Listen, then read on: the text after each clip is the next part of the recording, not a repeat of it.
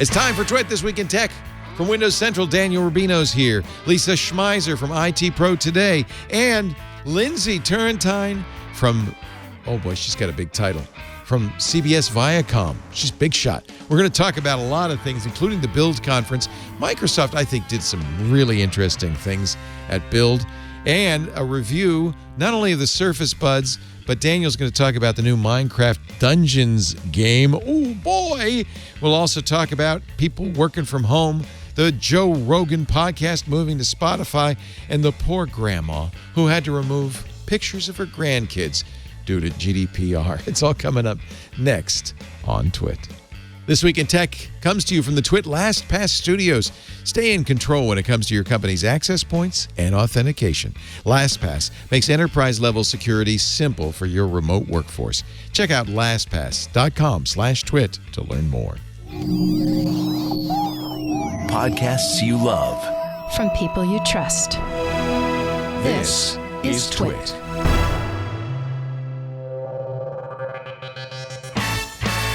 This is Twit, This Week in Tech, episode 772, recorded Sunday, May 24th, 2020. 52 cents in a bag of pop chips. This episode of This Week in Tech is brought to you by Epsons EcoTank printers. These days, when many of us are working from home or helping our kids with homework, we need the right printer. The Epson EcoTank makes it easy. Add the Epson EcoTank printers to your online shopping list at Best Buy, Office Depot, Office Max, Staples, and at Epson.com/EcoTankLeo. And by IT Pro TV. Learn the ins and outs of IT careers and get the most up-to-date training with IT Pro TV. Visit itpro.tv/twit for an additional 30% off all consumer subscriptions for the lifetime of your active subscription. Use the code TWIT30 at checkout. And by Lastpass. Prepare for the unexpected in your business with Lastpass, trusted by over 17 million users and 61,000 businesses worldwide. Visit lastpass.com/twit to find out how they can help you. And by CashFly. Give your users the seamless online experience they want. Power your site or app with CashFly's CDN and be 30% faster than the competition. Learn more at twit.cashfly.com.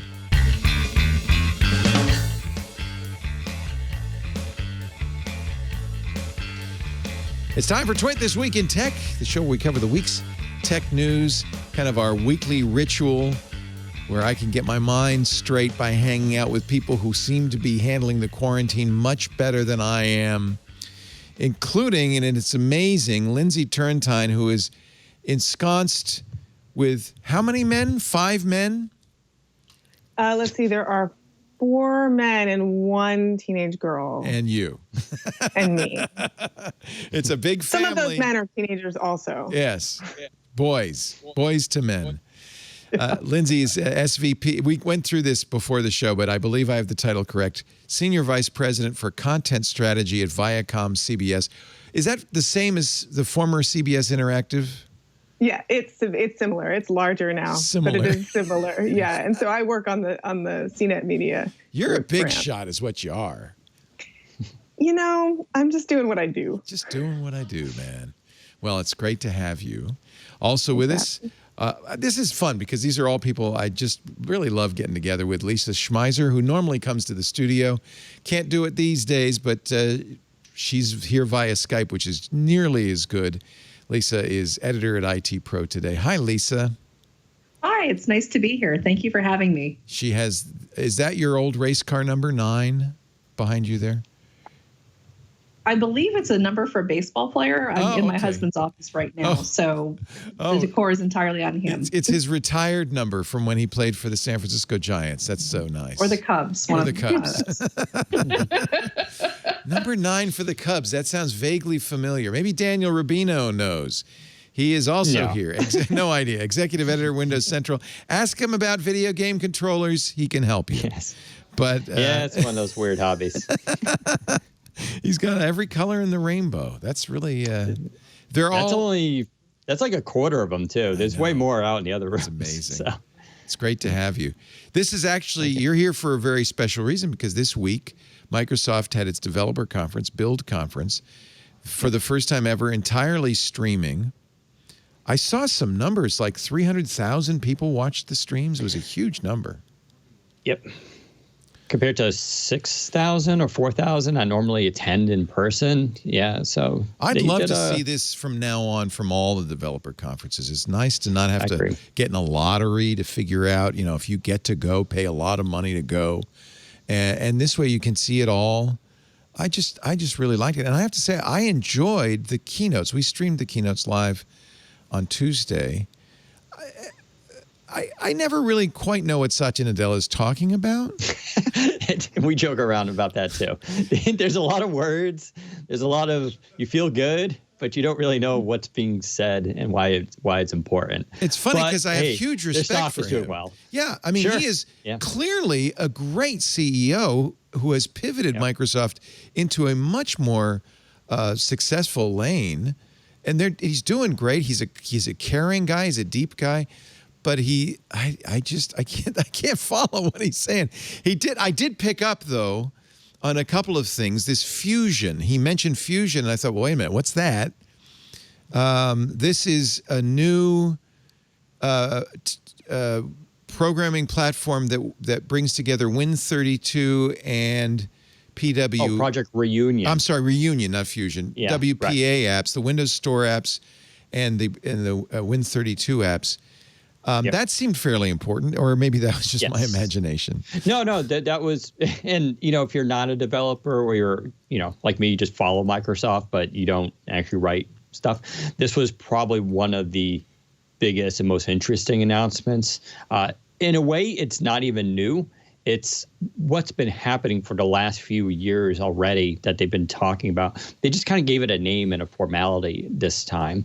And it's really, it is the next where this stuff is moving, right? So they have multiple development platforms for their apps, from Win32 to stuff that goes back 20, 30 years. It's what makes Windows so powerful. But then, of course, you have Universal Windows apps and UWP, which was more modern. And they still encourage developers to go down that route. If you're doing something on HoloLens, Surface Hub, or any of their future devices, Windows 10X included, UWP is that platform. But what they're doing now is basically any APIs that are coming out will target both of these systems. And they're trying to get rid of this idea of like developers can only have to choose one platform to develop on. They can do whatever they feel comfortable with, whatever their goals are, whatever their strategy is, whatever their budget is as well. And that's why, PWAs, progressive web apps, are becoming increasingly popular too. And we see a lot of that with Microsoft Edge and announcements around there. And so all they're trying to do is get away from this idea of, a single system that people need to rely on, because even though UWP made more sense on phones, or at least had more of an argument for it, the fact is the UI system, what's now part of WinUI 3.0, is very modern. It's very fresh looking. It's fast. It's dynamic. It allows scalable and resizable apps. There's a lot of positive stuff about UWP that does make it the future of app development for Microsoft and its platforms. But you can't just throw out Win32 as well due to all the legacy. So what the system allows devs to do now is take those old apps, those old Win32 apps, and bring in the stuff from UWP, the positive stuff, into it, including the UI. So you can actually make modern-looking, classic-running applications. And so, like I said, that's been happening for the last few years behind the scenes, but this is more, it's been kind of formalized, and they're kind of laying it out with WinUI and a couple other new systems that are coming out. This is a big deal because, of course, Microsoft, unlike any other operating system, really depends on legacy. You've got many, many business users who are running old software. You'd like to bring them into the modern times, not just for the way it looks and feels, but for security reasons, reliability reasons. So if they can provide a platform that makes it easy for people who have Win32 programs to bring it up to modern times, that could be very important going forward for Microsoft. It's a way of handling this legacy problem that's always been kind of tying them down. Yep. Good. The other thing, and then we'll move on. The other thing I heard him mention that I thought was really interesting, for years, it seems like Apple went through this. Microsoft's gone through it in several different ways. They've wanted to reimagine the document, that it's not just a collection of text or pictures smushed together in a single file that then gets rendered by an application, but instead it's something alive that can have components from a variety of places. It's kind of that object model desktop that Apple talked about and Microsoft talked about, and now they've got something called it's fluid. You did fluid UI design? I heard that giggle. It's the is that what I'm talking about? That's yes. So Windows IT Pro. Explain this to me, Lisa. So the reason I'm laughing is when I was at InfoWorld, my colleague Galen Grumman came up with the term fluid computing to describe the experience of beginning a computing task on one device and then continuing it via the cloud through other devices. And the example he gave was in starting a story on his iPad and then finishing it on his laptop. That's sensible. And I'm not sure the phrase fluid computing ever really gained traction outside our office.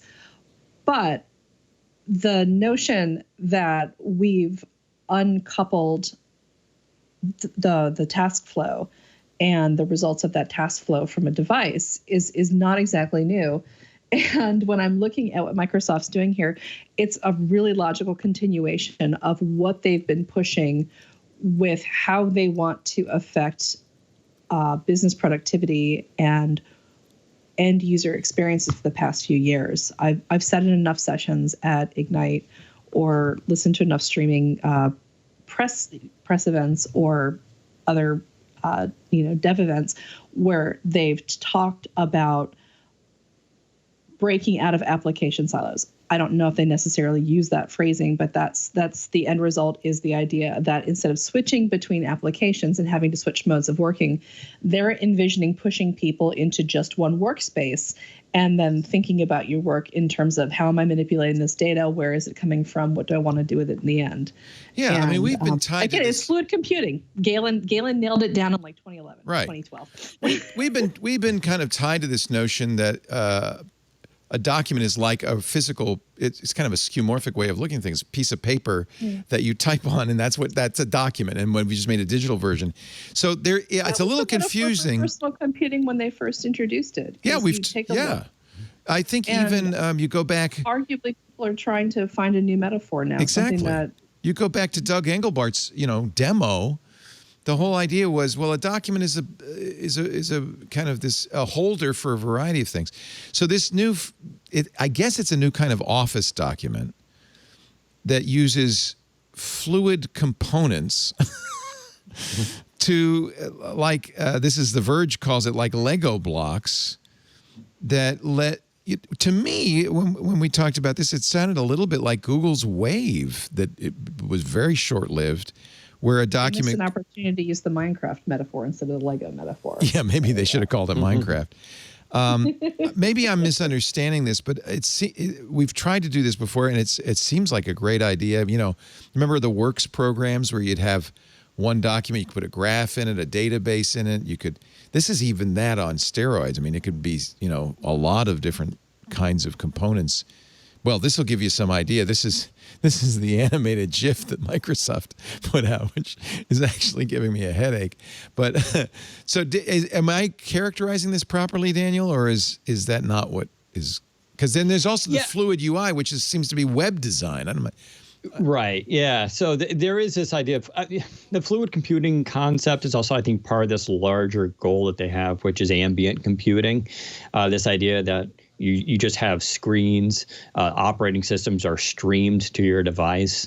Everything's a lot more dynamic and, to use that word fluid, right? This idea that instead of you booting up a PC and have to load an application and then bring down the document, everything is kind of brought to you and you're less restricted to the device itself. And this idea of computing is going to be really interesting how it's changing. Desktop computing is always going to be a thing. just like laptops, but how those evolve over the next 5, 10, 15 years, especially with 5G, and how operating systems are changing. And you're going to see that with Windows 10X, of course, which is more going down that route of what a future operating system looks like. And I think that, what's been described here is that other piece of it, the actual productivity end of how modern operating systems should behave and are less restricted to the actual physical hardware that we use day to day. I love this idea. That's exactly right. But it's historically been difficult to do. By the way, I just noticed you're wearing the Surface earbuds. Do you like those? Yes, I do. I thought it was just a fancy piece of jewelry. I didn't. Nope.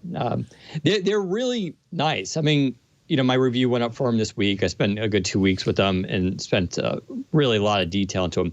And the bottom line, I give them like a 3 out of 5 for a rating. So I personally really like them a lot, and I use them all the time. They're so big. Don't you think they're kind of large? So they're large for a couple reasons. The battery life, they get 8 hours per charge, which they're meant to be, you put them in and leave them in all day. And you can kind of think of these as being sort of like lifestyle earphones. And this is a very niche and unique aspect to these. And I got to give Microsoft credit. At least it's a way to differentiate themselves from every other earbud. But if you're looking for little earbuds you put in for an hour or two just to listen to your music and you want to tune out the world, these are not for you. These are meant to, you can kind of think of it in the future where you just carry around one earpiece maybe even, but you can hear ambient noise around you. Someone comes up to you and talks to you. You don't have to be like, wait, what? Because you're going to be able to hear everything. At the same time, you can hear from your devices. You can stream media. You can take that conference call. Are you using their microphone right now, or are you using a separate microphone? No. Okay. I could, but yeah, I use, I have a you have a better sounding. Yeah, you have a much better sounding mic. But the mics are pretty good on them. But so the size is for a couple reasons. So the battery life is very good. 2, they're gesture supported. So on one side, you do volume up, volume down by swiping down. And on the other side, you go forward or back to skip tracks. And there's also a double tap. So I think they had to have a large enough surface area to actually because you're not looking at yourself when you're doing it. So you need a sort of a target. I think they actually look good now that I'm kind of getting used to it. They look better than those drippy AirPods. Right. So, I have a lot of thoughts about that, because AirPods are now accepted. Everybody has them. We don't even notice it anymore. I'm watching CNN, and that's all anybody's wearing now. That's all you see, right? And so they're still weird looking. We just got used to it. Different. Yeah, it's no different than bell bottoms, and it is a fashion thing, right? Bell bottoms were huge years ago, right, in the 70s. You could go rock bell bottoms today. People would just look at you weird. Like, oh, that's different. But if everybody started wearing them again, it would just be that, right? So one thing I do like about them is when I'm looking at you, and the profile is actually very slim. You don't really see them. It's only when you turn your head. It's only when you turn your head. Yeah. So the audio quality is very good. My issue with them is I think they're a little expensive at $200. But that's the price point now. I mean, AirPod Pros are $250. Anything from Beats is going to be that much. Yeah, but if you look at some Galaxy Buds or the Pixel Buds or even just regular, those are half. And even I would compare these to regular AirPods because they don't have noise cancellation on them, either passive or inactive. So there's none of that here. The case, which is right here, is actually really nice, but it doesn't have wireless charging, which I think a lot of people expect. It's not a battery case. You have to plug it's a battery case, but it uses a Type-C plug, right? Oh, well, that's all right. That's the original AirPods. Okay, that's fine. As long as you can charge the buds in the case. You can. And so you get 24 hours. You get 8 hours on the initial charge and 2 more charges with this. So they're probably the longest lasting of anything out there right now. And this is the other big thing. They're so comfortable. They really nailed the ergonomics of how this works. So you can wear them all day. I put these things in and you basically forget they're there. They don't fall out. There's they lock into place into that ear, and I can wear them for 8 hours and wouldn't even think about it. And that's really different from earbuds that go into the ear canal, which, some people will enjoy, but I challenge anyone to wear those for 2 or 3 hours and see how their ears feel, because it's going to be painful. Where these were meant to be, you get up, you put them on, go to the office, you work all day, and you just wear them. And I think that's a neat market. It's not a mass market. Like, I think most people would probably be okay with Galaxy Buds or Pixel Buds or whatever. But for certain people who work in a professional environment who want all-day earphones, I think these are kind of awesome. I just wish the price was a little bit lower to be more competitive. That was a little sidelight because I am ADD, and I noticed you were wearing them, and I'm sorry. We were talking about Build. Let me ask Lindsay, because I don't know how much attention you played to the Build conference, but you've been covering Microsoft for almost as long as somebody like me has. This is a very different company from the company of 10 years ago. That's true. What's not true is that I haven't actually been covering it very closely for a very long time. But what I will tell you is that this ain't Bill Gates' Microsoft. It is not. Or is it even Steve Ballmer's Microsoft? I am consistently impressed with the way Satya is pushing us toward thinking about interconnected companies. Yeah. And the way in which we think about how technology should work with technology from competitors. Right. He seems to have completely moved on from this very competitive world that we were in when I started in technology journalism, where everything was a war. Yeah. And he just kind of ignores that and moves on and says, let's solve these problems. And that's what I really like and enjoy about watching this kind of from the sidelines. The other interesting thing that I'll say about Microsoft overall is that there's this sort of newfound love for Microsoft, and maybe, I don't know, maybe it came from the young gamers who fell in love with Minecraft. But I live with a lot of teenagers, and Microsoft is not at all a dirty word. Yeah. Do you have an Xbox at home? We have a PlayStation, but really almost all of the entertainment happens on hand-built computers. Oh, interesting. That kids have built themselves. Interesting. Yep. Yeah. And they run Windows. And they're PC gamers, and they're young. It's a young, diverse set of PC gamers, and it's just not a dirty word anymore. You nailed it, because, I mean, Bill Gates, if nothing else, and young people don't know about the old Bill Gates. They think he's that nice guy who's saving us from COVID-19. Or giving it to us. Or giving it to us, depending on their political persuasion. I mean, maybe he wants to microchip us. I don't know. I can't follow any of this conspiracy crap. But the Bill Gates of when he was CEO of Microsoft was a bloodthirsty shark who was feared and loathed by everybody else in the industry. This is a very different, you nailed it, Lindsay. This is a very different Microsoft. It's even different from Steve Ballmer, who said Linux open source is a cancer.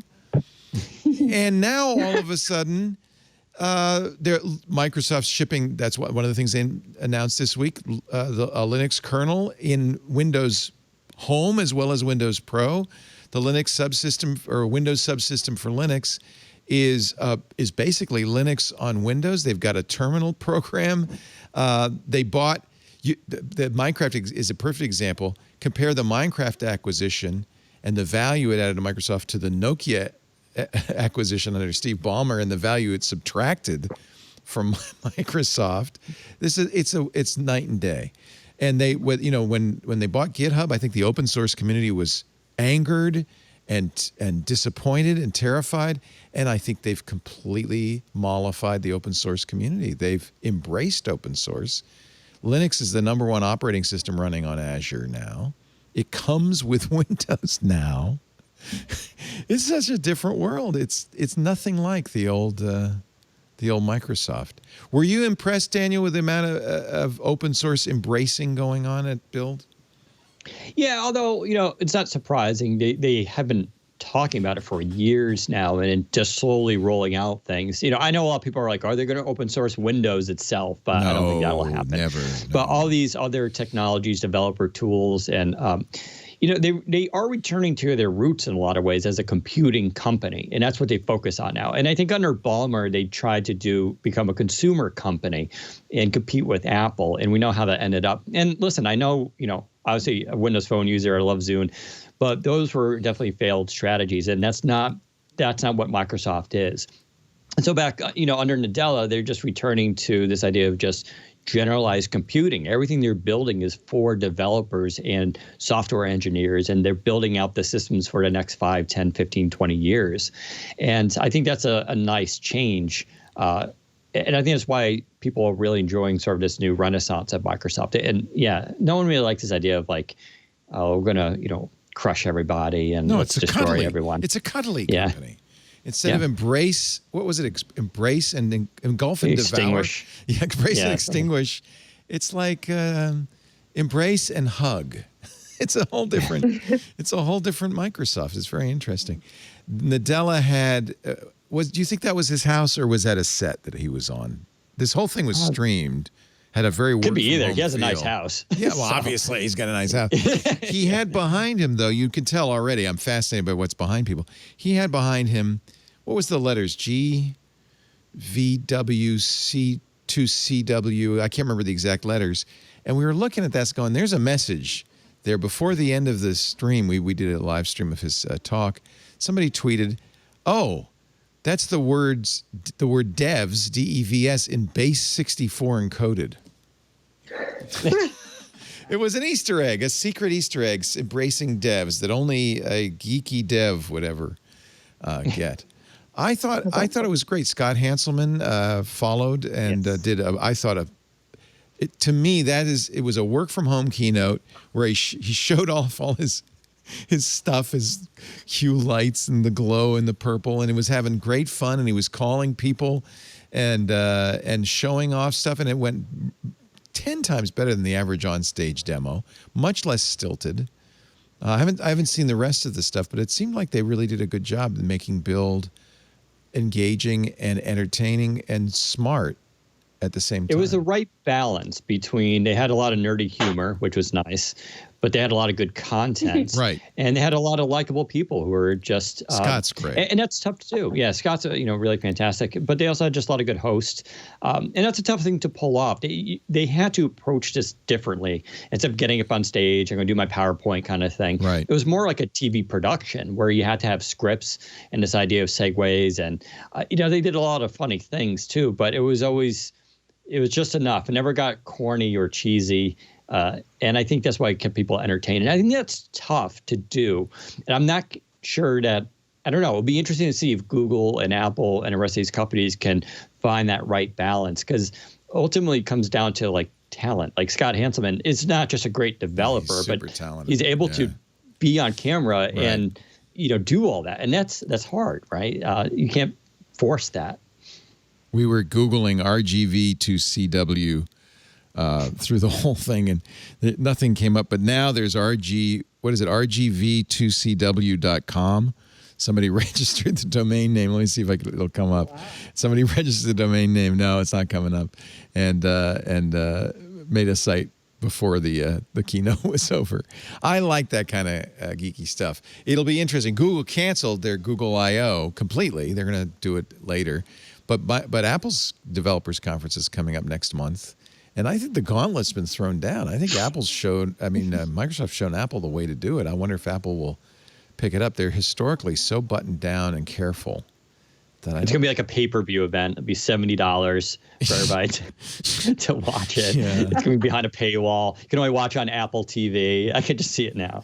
Wouldn't it be cool, Lindsay? I wonder if you see this. That do we need in-person conferences? Wouldn't it be cool if a lot of these conferences went online? Oh my gosh, we have been spending so much time thinking about this, and there are so many opportunities to talk about this kind of concept. What's so interesting about doing things only digitally is that it opens up avenues that you can't do with any sort of hybrid model. So think about just like the kind of meeting that you have over Zoom or Skype in a conference room, a meeting where you have 5 people sitting in a boardroom and then 5 people calling in to a video platform is a horrible meeting. Yes. The people calling in they don't feel like they're involved in the conversation that's happening in the room. They can't read the social cues that are happening in the room. But when everybody is on Zoom or on the digital platform of choice, it's a completely different thing, and everybody is on a level playing field. And I wonder if we can get some of that with conferences now. If there's going to be really a chance for one person who's not Bill Gates to be giving a keynote and to get just as much attention as, Bill Gates would be getting if there are 10,000 people in the room when there are only 500 people in the room. I think it'll have a really leveling effect. Are you doing see, I have Zoom fatigue. Are you doing a lot of your work now on Zoom? I do an incredible amount of my work on Zoom, but almost all of my one-on-one work I now do just on the phone. Oh, interesting. Just audio. Just audio. I actually find that it's almost easier to concentrate with just audio and to really like home in on the sound and the words being spoken and not getting as wrapped up in what people are doing or what's going on in their background. Obviously, that's different when you have to share screens. Right. That's an interesting if you have idea. to work on something together, then you need that Zoom setting or something similar. But when it's just about having a conversation, more and more, I'm like, please just call me. See, I ask you because Daniel and Lisa, and to a certain extent we work from home. We don't, this is our, our life hasn't changed at all. Nope. But I think, especially because of your position, Lindsay, as a senior vice president, you've spent a lot of time in conference rooms, one-on-ones. A lot. Yeah. And what has been interesting in our experience is that we really haven't missed a beat. I mean, journalism happens from everywhere and always has. So in that sense, we were very well set up to deal with the situation. But what I've been really impressed by is the ability for people across lots of different departments, business settings, business intelligence, finance. Everybody has been working extremely well together, and I don't feel like we really missed a beat. And I think a lot of that has to do with the fact that we have so many options for how we communicate with each other in this moment. It's been fascinating, and I've spent a lot of time thinking about how, okay, obviously, we never wanted this to happen. We never want this to happen again. It's a terrible situation. But we are so much better able to handle it now than we would have been 10 years ago. Oh, yeah. Oh, yeah. I mean, it's almost as if we were preparing for this in many respects. Zoom and all of these, Meet and Zoom and Skype and all of these things are relatively recent inventions. I remember, and I mentioned this before, in 1965 when I was a kid, went to the New York World's Fair, and AT&T had a TV phone.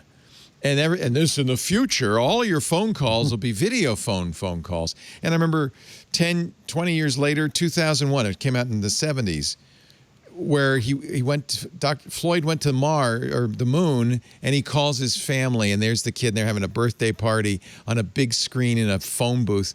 And it seemed like the future, but it never caught on because nobody really wanted to put on makeup and get pants on and stuff for a phone call. So it just never caught on. Except now, I think this is a flip moment, a watershed moment where we're just going to expect all phone calls to be video. I think it's interesting that you're not as productive in video, and you. It depends on the setting. I find that when I need to have a really intricate conversation with somebody that doesn't require any visuals, I think audio can be a. You can definitely focus better. I agree with you. Yeah, the visuals are distracting. I've spent some time talking with a friend about who's read Infinite Jest. I'm not suggesting that you should have. It takes a year. Oh my God, I've read it. I've started it 20 times. I've gotten this far. It's a great book. At some point in Infinite Jest, David Foster Wallace predicts a lot of what's going on. Oh, I gotta finish it. Not from a pandemic standpoint, but from a video conference standpoint. There's a whole storyline about people having a sort of a video machine like the one you're describing, a very sort of a sci-fi, right? But basically FaceTime. And then a whole sub-economy grows up around people who make masks that look just like you that you can put in front of the camera so that you can do things like pick your toenails while you're on the video call but seem like you're there. That's what people are doing. I know. Scott Hanselman actually did it during his keynote at Build. He got up and left, and he was still there. Yeah. Wow. Okay, now I'm going to have to finish that again or try to. Good luck. Yeah, good luck. I'll wait for the movie, the HBO series. Oh, man. It's a great novel, and every time I start it, I think I should really finish this. But I have yet to find a way to get through it. It's interesting because at the same time as this has brought video calling to the forefront. It's hurt some technologies. Obviously, Face ID is not as useful when you're wearing a mask. I wish I had Touch ID on my iPhone. In fact, I went back to the iPhone SE because it has Touch ID. It's perfect for masks. You can unlock it even when you're wearing a mask. But also, I think this is going to hurt, and we were talking about this today with Sam Abul-Samad, our car guy on the radio show. It might hurt the future of autonomous vehicles, and especially ride sharing, because nobody wants to ride an Uber or a Lyft these days. I think it's going to be a long road back. Yeah. Go ahead, Daniel. I think some of that will pass. You think we'll just get over it? We'll go back to the normal? Yeah, well, it all, I mean, obviously depends if they get a vaccine or treatment, right, for this. I feel like we're traumatized. And that trauma doesn't go away even if there's no rationale for it. You know what I mean? Possibly. I mean, I'm more concerned about movie theaters. Like, I really wonder how movie theaters are going to survive. And so it really is an interesting time to think about. And that's where the work from home stuff is really fascinating. And Nadella talked about that too, that, you know, more has happened in the last 2 months than in the last, 5-10 years of this. And you're right. All these companies have been pushing towards this, although we've seen pushback too, right? IBM famously made everybody work from home or a large portion of their company. And then they reversed it. And they said, all right, you got to all come back to work. This was all before the pandemic, of course. So there's been this kind of, pull and tug regarding work from home, whether or not it's effective or not. But now everybody's been pushed into it. And you have a lot of companies, Twitter, who, come out and said that, we're going to remain work from home. Microsoft is doing a lot of it as well. And it as good as the technology is, it's also revealing a lot of holes in the game as well. So that's what's going to be really interesting to see how companies pivot now to solve these problems, including this idea of like Zoom fatigue, video fatigue. Not everybody needs to do a video call. So how do you solve that? One area that's been really sort of underplayed, but because it's still too early, I think, is, of course, virtual reality, augmented reality. And I think that could solve, we saw Microsoft 2 years ago, I believe, show off like, was it holoportation, where you put on the HoloLens and where they had different cameras and you could actually kind of, be as a hologram in someone's room and talk to them physically. Now, we're still years from that, but it's going to take another pandemic before we accept that, I think. Yeah. Yeah. And it's interesting to think about. Generational norms. Well, go ahead. Yeah. Talk about that, Lisa. That's interesting. What do you mean? The reason I say generational norms is you're talking about the shift to, say, video conferencing. But if you look at people under 30, they have been sending each other Snapchats and communicating via images for nearly a decade at this point. And so for them, going to video conferencing is a logical next step. And they're the same people who have been driving the idea of the fluid workspace that we discussed earlier, because these are kids who went through an entire school system using Google Docs and Google Tools, where they grew up with a model that all of their work would be reviewed by other people as they were doing it. It would be, and it was a really collaborative, iterative model of work. And there have been people who study the workplace who have talked about there are real generational shifts in how folks who went into the workplace in the 70s, 80s, and 90s regard task flow compared to people who have come in, having come up on say, the Google Docs model. And I think we're going to see the same thing when it comes to teleworking and having Zoom fatigue and things like that. Because if you've had a method of work that's primarily self-contained and you've got these very structured communications that are either face-to-face or on the phone, you're probably not going to be used to the always-on, visually stimulating modes like Zoom calls or image chats and things like that. Whereas for kids who have grown up with this is their normal. We're going to have the Snap workplace, aren't we?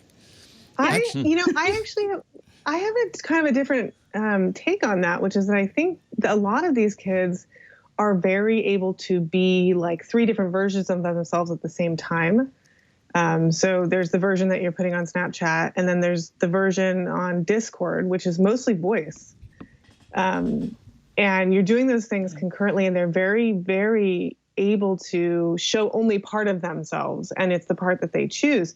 And I actually think that the resistance to any sort of virtual appearance, like the stuff that Facebook and Oculus are most certainly working on, the ability to let you show up in a room with your friends, I think that the resistance to that might be, if I have to show up physically, whether it's physically virtually or physically, I have to be much more aware, and it takes like cognitive load to think about how you look on camera, what your facial expressions are, whether you're responding to somebody when they're talking to you, and your body and your affect is responding.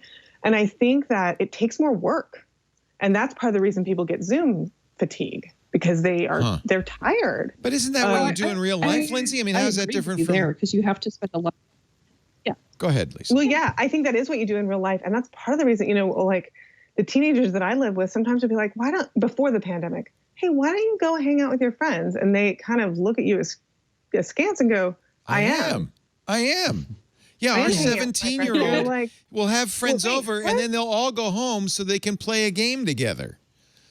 Because they can't do it in meat space. My niece is 22. My nephews are younger. They're both teenagers, and it's been really interesting watching every family gathering at the same time they're talking to us in person. They all have their phones open because they're Snapchatting their Drives me friends constantly freaking at the nuts. same time Hate too.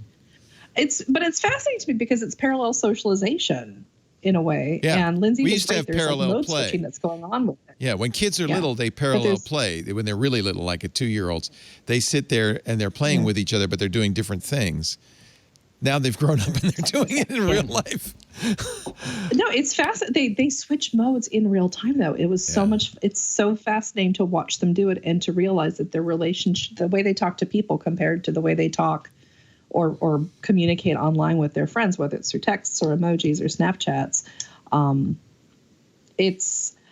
I think that kind of mode switching, it's exhausting, but they're habituated to it. Yeah. And I think that's something that we're probably going to see a lot more of. This is a deep topic. I want to talk more about it, but I want to take a break. But I think this is interesting that in a way the quarantine and the pandemic have crystallized it's almost as if, when you make rock candy, you have a super saturated liquid with sugar in it, and you drop one bit of sugar in it and it all crystallizes instantly. I feel like the pandemic did that. It was a catalyst that's brought on a reaction that all this stuff that was just waiting to happen has happened. It's fascinating to think about the new normal and what it's going to look like. But we do need to take a break. We will. We got a great panel, man. We're going to get deep and get going on this one. Daniel Rubino from Windows Central. He's executive editor there. Look for his new review of those giant gauges he's wearing in his ear. It's always great to have Lisa Schmeiser here from IT Pro Today. I always want to say Windows IT Pro Today, but IT Pro Today. It's mostly Windows, right? That might change, though. You might have to start doing some Linux stuff. We do. We actually do have a really good open source writer, Christine Hall. So we cover that. And in following Microsoft's cue, we're moving away from assuming that enterprise computing is predicated on an operating system and looking more at application platforms as the basis for it. Yeah, that's true. Also here, Senior Vice President for Content Strategy at Viacom CBS. I love saying that, Lindsay Turrentine. I note that Lindsay have finished Infinite Jest, as did Karsten, our producer, both Harvard graduates. So I think that tells you something. Me, the Yale dropout, I only got it about page 8. You also dropped out of Infinite Jest. I drop out of everything. I never finish anything. I've been here 15 years. I can't believe it. It's like, what is going on? I'm suddenly finishing things. Our show today is maybe it's not done yet. Our show today is brought to you by Epson. I am a fan of our Epson EcoTank printers. These days, as you're working from home, you got the kids home, they're doing their homework. That printer's working a lot harder. The last thing you want to worry about is running out of ink. And the beauty of the Epson EcoTank, that's the printer that makes this so easy. Supersized, easy to fill tanks. It comes when you buy it with a ridiculous amount of ink, thousands of pages worth of ink in most average use cases, although we're not average anymore. But 2 years, I'm still using the set. I bought a second ink set so I'd be ready, and I'm still using the original set with our EcoTank. And it's been almost 2 years, thousands of pages. So, in the middle of a print job, the kids printing out the report or whatever, no more rushing to the store to replace an ink cartridge in between jobs. You can kiss expensive ink cartridges goodbye. EcoTank is changing the way people print. Look at Shaq there. That's cute. he makes that printer look really small, doesn't he? Go ahead and print all of your work reports, your task lists, your kids' homework assignments in beautiful color, too. The kids want the color. EcoTank makes it easy. Add it to your online shopping list. So like Shaq, you too could just fill and chill. Check out Epson EcoTank printers. They're at Best Buy, Office Depot, Office Max, Staples, and, of course, Epson.com/EcoTank, Leo. EPSON. I've been using Epson printers since I first got a computer, going back to my MX80 with the tractor feed. And what I love about Epson is they've just kept up with the times, and I think the EcoTank is the best printer made. EPSON.com/EcoTank, Leo. Epson. Exceed your vision. They actually have different sizes. I don't, it's just his hand is so big. I don't know. It's hard to tell. It looks like he could palm that printer and just pick it up and throw it. He's a big guy. Actually, you brought this up earlier, Daniel. Twitter says, you know what? Nobody's going to have to come in ever again. That's it. We're all going to work from home. Facebook said the same thing. But then Mark Zuckerberg this week said, but this was shocking to me. We may adjust your salary depending on where you live. I think a lot of Silicon Valley workers are saying, great, I can move to Montana, buy an estate for the price of the rent of my one-bedroom apartment in Silicon Valley and still make the same money. But Mark's saying, well, we're going to take that into... Come on, Mark. That's ridiculous. You've got enough money. Is it, though? Is it ridiculous? Most salaries are usually pegged to the geographic location. I think in this case, your salary should be pegged to your value to the company. Yeah. And engineers in companies like Facebook are worth a lot of money. The risk of doing that is that engineer is going to say, well, yeah, great, I'll go to Google. Will they pay me what I'm worth? I think that the real difficult thing here is asking people to take a pay cut. Yes. I mean, yes. You have been given an assigned value that you've internalized, I would assume. And I think it's just, it's a big ask. Well, it's like telling women. It's not the first time this has happened, though. I mean, I don't know, during the first .com collapse, I remember companies doing this and moving jobs to like India and saying, hey, you can move to India and take an Indian salary. Yeah. We'll pay you in rupees. It's great. You're going to love it. Mm-hmm. Well, this is a thing I kept seeing on Twitter is everybody was saying, oh, this is going to be the end of the California real estate market. This is the end of Silicon Valley because now the talent can go anywhere and they'll still pull down these amazing prices. And I thought, does nobody remember outsourcing? Right. Because, a company in a fair and just world, a company should pay employees by value, but they're always going to be looking at, employee compensation as an expense to be managed. And if they can find a way to manage it, that's true. They'll do that. In a perfect world, I would value our employees by what they bring us. But we certainly do consider the fact, we're living in Petaluma, so we don't have to pay them as much as if we were living in San Francisco. It's one of the reasons, honestly, I'll be honest, it's one of the reasons our studios are in Petaluma. The rent's less, the salaries can be less, because you can live well in Petaluma.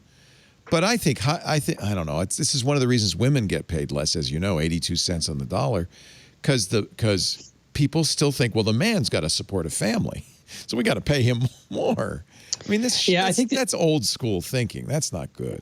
And I think the issue, sorry, I was going to say about the pay cut. Like, I can understand maybe going forward, they're going to be hiring people to be basing the salary on something else. But I think to ask existing employees to take a pay cut because you're not going to live in an expensive area, I think that's really that's weird. I also wonder if this is really going to happen. If people are going to...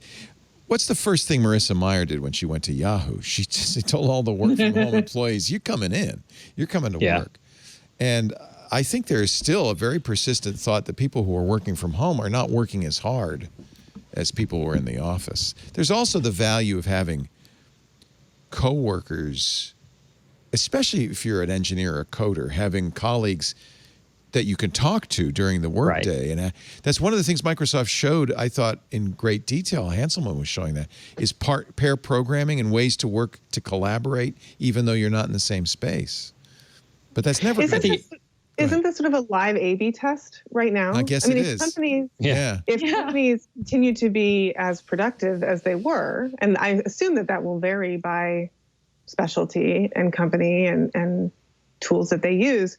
But if a company does find that their workforce is just as productive working from home, that sort of dispels the whole notion that you're not as productive when you work from home. And there will, in theory, be no argument against that.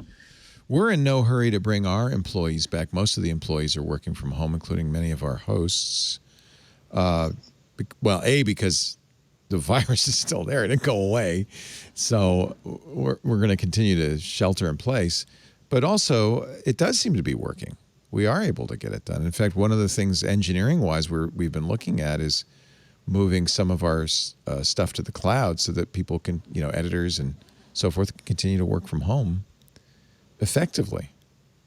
I think every field is going to have to evaluate what works and what doesn't. And I think it's wrong to assume, of course, and not that anyone is, that this work from home will work for everyone, right? That's not going to be the case. And there will be some jobs where they will benefit from being in person. And that's where you get into this idea of even just having an office and you rotate employees in and out of it for periods of time. So maybe you don't go to the office 5 days a week. You only come in 1 or 2 days, and you can. So there's going to be a lot of experimentation here once things start to return a little bit back to normal. And I think every company is going to have to figure that out. Even in our company, we're owned by Future now, Future PLC. Oh, that's right. And they still. Yeah, and they still have offices. They have offices in New York City, downtown Manhattan. But they're sales offices, aren't they? No, they have offices editorial?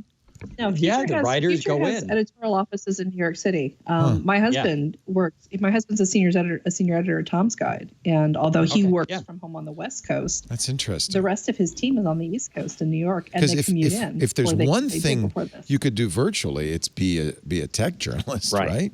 And that's where when they bought Mobile Nations, we were all virtual. We didn't have any offices, and we've been working. That's one that made our company so valuable, was the fact we had no overhead. And now they're starting to catch on to this. They're like, do we really need to reopen all these offices? And we're like, why? Why do you need to go to an office to do this job, right? Yeah. For sales, Ars Technica had a great article like a month and a half ago where they basically laid out, here's how our virtual office works. It was even before we sheltered in place. And they had all their best practices. And the team I'm on, we've been 100% remote and geographically dispersed for 4 years now. Yeah. And it's worked out well. That said, I will say there is something for being able to meet in person and have meetings where you can bounce ideas off each other and establish and reinforce rapport with somebody. Yeah. So I think there's always going to be an opportunity to, there will always be a space for dedicated workspaces. There will always be, I think companies will probably try to carve out some sort of working environment to foster those kind of opportunities. But I would be really surprised if a lot of companies in the Bay Area, where real estate is very expensive, are not taking a good hard look and trying to come up with hybrid models that let them get the best of all possible worlds. Yeah. Yeah. I mean, they always said that one of the... Go ahead. The thing I've been thinking about with remote work is I had a friend who interviewed for a job recently, and she got the offer. The job's based in Ithaca, and they gave her the salary, and she said, I can't live on that. And they said, well, why not? This is competitive for Ithaca. And she said, well, I don't live in Ithaca. And they said, that sounds like a you problem, not an us problem. Move to Ithaca. Move to Ithaca, they said. It only snows half the year, they said. Yeah. But I think this is the thing is right now, I've seen a lot of Twitter threads where everybody is like, oh, everyone's got to have Silicon Valley type salaries, and then they'll just spread across the country and boost other metros, and it's the end of the superstar city and so on and so forth. And I kept thinking it's going to work the other way too, where you'll have other employers in other parts of the country offering these salaries, but they're still going to tie them pretty heavily to the local economy because that's just kind of how they work with their operating expenses. It doesn't make sense to be an engineering firm in a non-Silicon Valley type area where you live and have to carry the kind of overhead you'd be expected to carry in Silicon Valley. That may not be the best way for you to do business. I think the other positive effect it's going to have for engineering specifically is that I feel like the Bay Area was essentially out of engineers. Yeah. Simply not enough employees to come into offices. And so I think, salary aside, the ability to recruit engineers who maybe didn't want to move to the Bay Area, had a family life somewhere else, but are extremely qualified will be a boon, especially if a lot of large companies are being forced to sort out how to make remote work when it wasn't previously. So Lindsay, my question to you is, one of the deterrents I've heard from engineers when it comes to the Bay Area is they don't like the workaholic lifestyle or the expectation that a 75-hour work week is the bog standard. So if you do get a chance to widen your recruitment pool and you're able to pull from other talented people all over the country, do you think there's the possibility that the culture of Silicon Valley firms might be affected simply because they're going to have a workforce that's resistant to some of the cultural expectations that we take for granted around here? I think that's really hard to know, but I will say that I hope that it changes. Yeah. And I think that it could go a couple of different ways. And like with anything else, it may depend on the company and the culture of the company in question.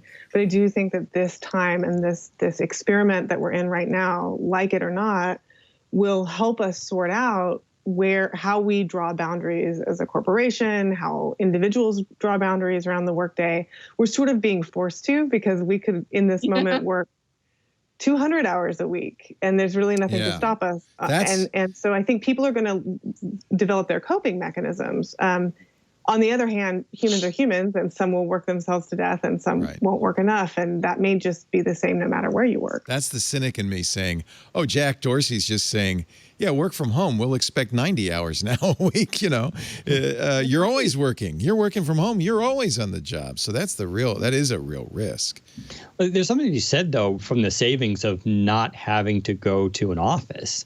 I mean, I wake up in the morning, I roll into my job in 5 minutes. Without commuting, without these massive lunch breaks and some of these forced meetings, and people can be more productive, but it does depend on the individual too.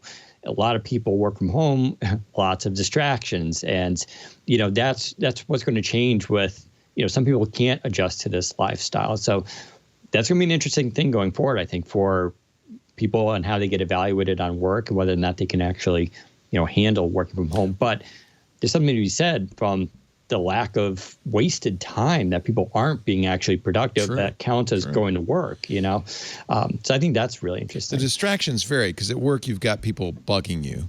At home you've got a ham sandwich talking to you from the refrigerator. But there's still. And you've got homeschooling. Well, and that's hard for. Yeah, what you don't want is the kids home at the same time as you are. Yeah. But if the kids had a work day where they went to work, i.e. school, and you could stay home, that wouldn't be that bad, would it? I mean, it's pretty good. No, honey, staying home and working in your sweatpants is a grown-up privilege. So work hard. You have to earn that. You have to earn that, kid. Stay on the Exactly. Sometimes I feel like this is COVID is Mother Nature's way of saying, you got to fix the climate crisis, because the air is clean, the cars aren't on the road. It is clear there's a huge cost to commuting. There's a personal cost, but there's a societal cost. There's an ecological cost. Just stress. And stress. Too. Yeah. Yeah. Although I've heard a couple people say, I miss my commute. Well, my commute was when I listen to Infinite Jest. That's right. The only way you're ever going to finish Infinite Jest is with your 4-hour commute. Clearly. Yeah, or catch up with your family, or listen to music in your car. I'm not saying that those things are good things for society, but it's such an individual response. No, I agree. Some people miss that so much, and some people are so thrilled to have it be gone. And probably most of us would like a hybrid. Well, you need me time. So what you can do is carve out me time. It doesn't involve being in a car. Or you could just go in the garage and sit in your car. And weep. I've been doing silently. Car because I can't get privacy anywhere else. I'll be like, go in your car, just weep. I miss my commute. I miss your car. I did not realize this, but apparently it wasn't just the RGV2CW message. There were Easter eggs throughout all the build streams. Daniel, were you aware of that? There was they were even to the point where they were coordinating their polo shirts to be Microsoft green, blue, and red. Oh, wow. I didn't catch that, but Hanselman told The Verge we had scripts and storyboards. We put it on like it was an hour of television. There was the bouncing Amiga ball in one of the screens during the build event. They were doing all sorts of stuff that only nerds would notice. Scott had a program that was written, an app that was written by Microsoft called Presence Light that changed his Hue light bulbs to match his desktop theme. I mean, there was a lot of stuff like that. That was kind of wild. You probably noticed it because, that's your job. I didn't. No? I don't get into that stuff. I don't care about Easter eggs. I don't care about nerdy jokes. I'm there for the actual content. I'm glad they did that. And that goes to, again, why I felt like there was a lot of talent that got this to be entertaining for people, because a lot of people do enjoy that. For myself, though, I rolled my eyes at it. I was like, I don't really care. But I'm a cynic. And yeah, I don't know. Maybe that's just me because I'm kind of a geeky guy. I kind of enjoy the silliness, the geeky, the Easter eggs. Every time there's a reference to Contoso. Yeah, exactly. You know me. You know me so well.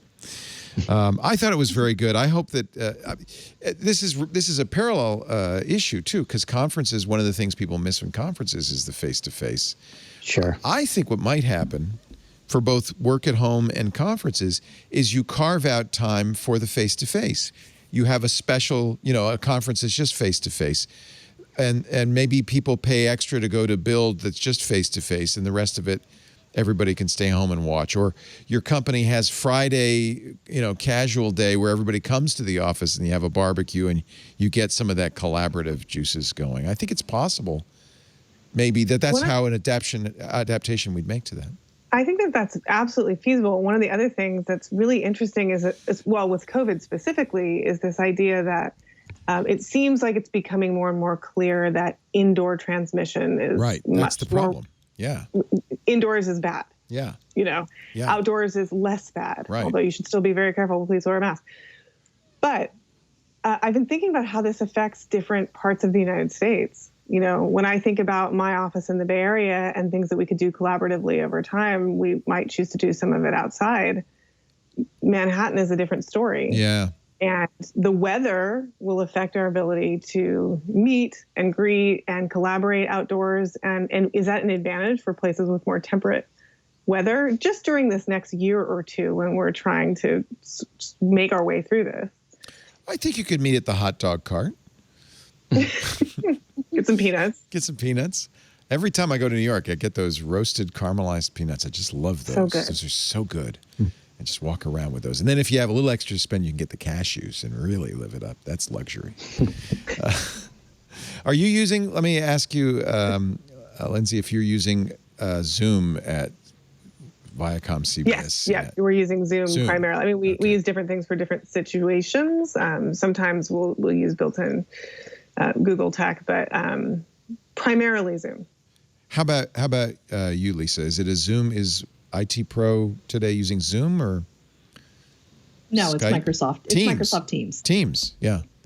Yeah. Teams is fine. There's nothing wrong with Teams. You like Teams? So I do, and it's been because it's turned into our de facto collaborative workspace for us to drop drafts of stories that we're working on, to share things, to keep.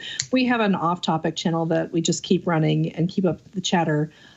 The thing I found interesting anecdotally is before the lockdown started, through the company, there was a culture of conference calls where you just, you dial in and you'd listen and you'd be working on your computer as you listened, or you'd be participating as necessary.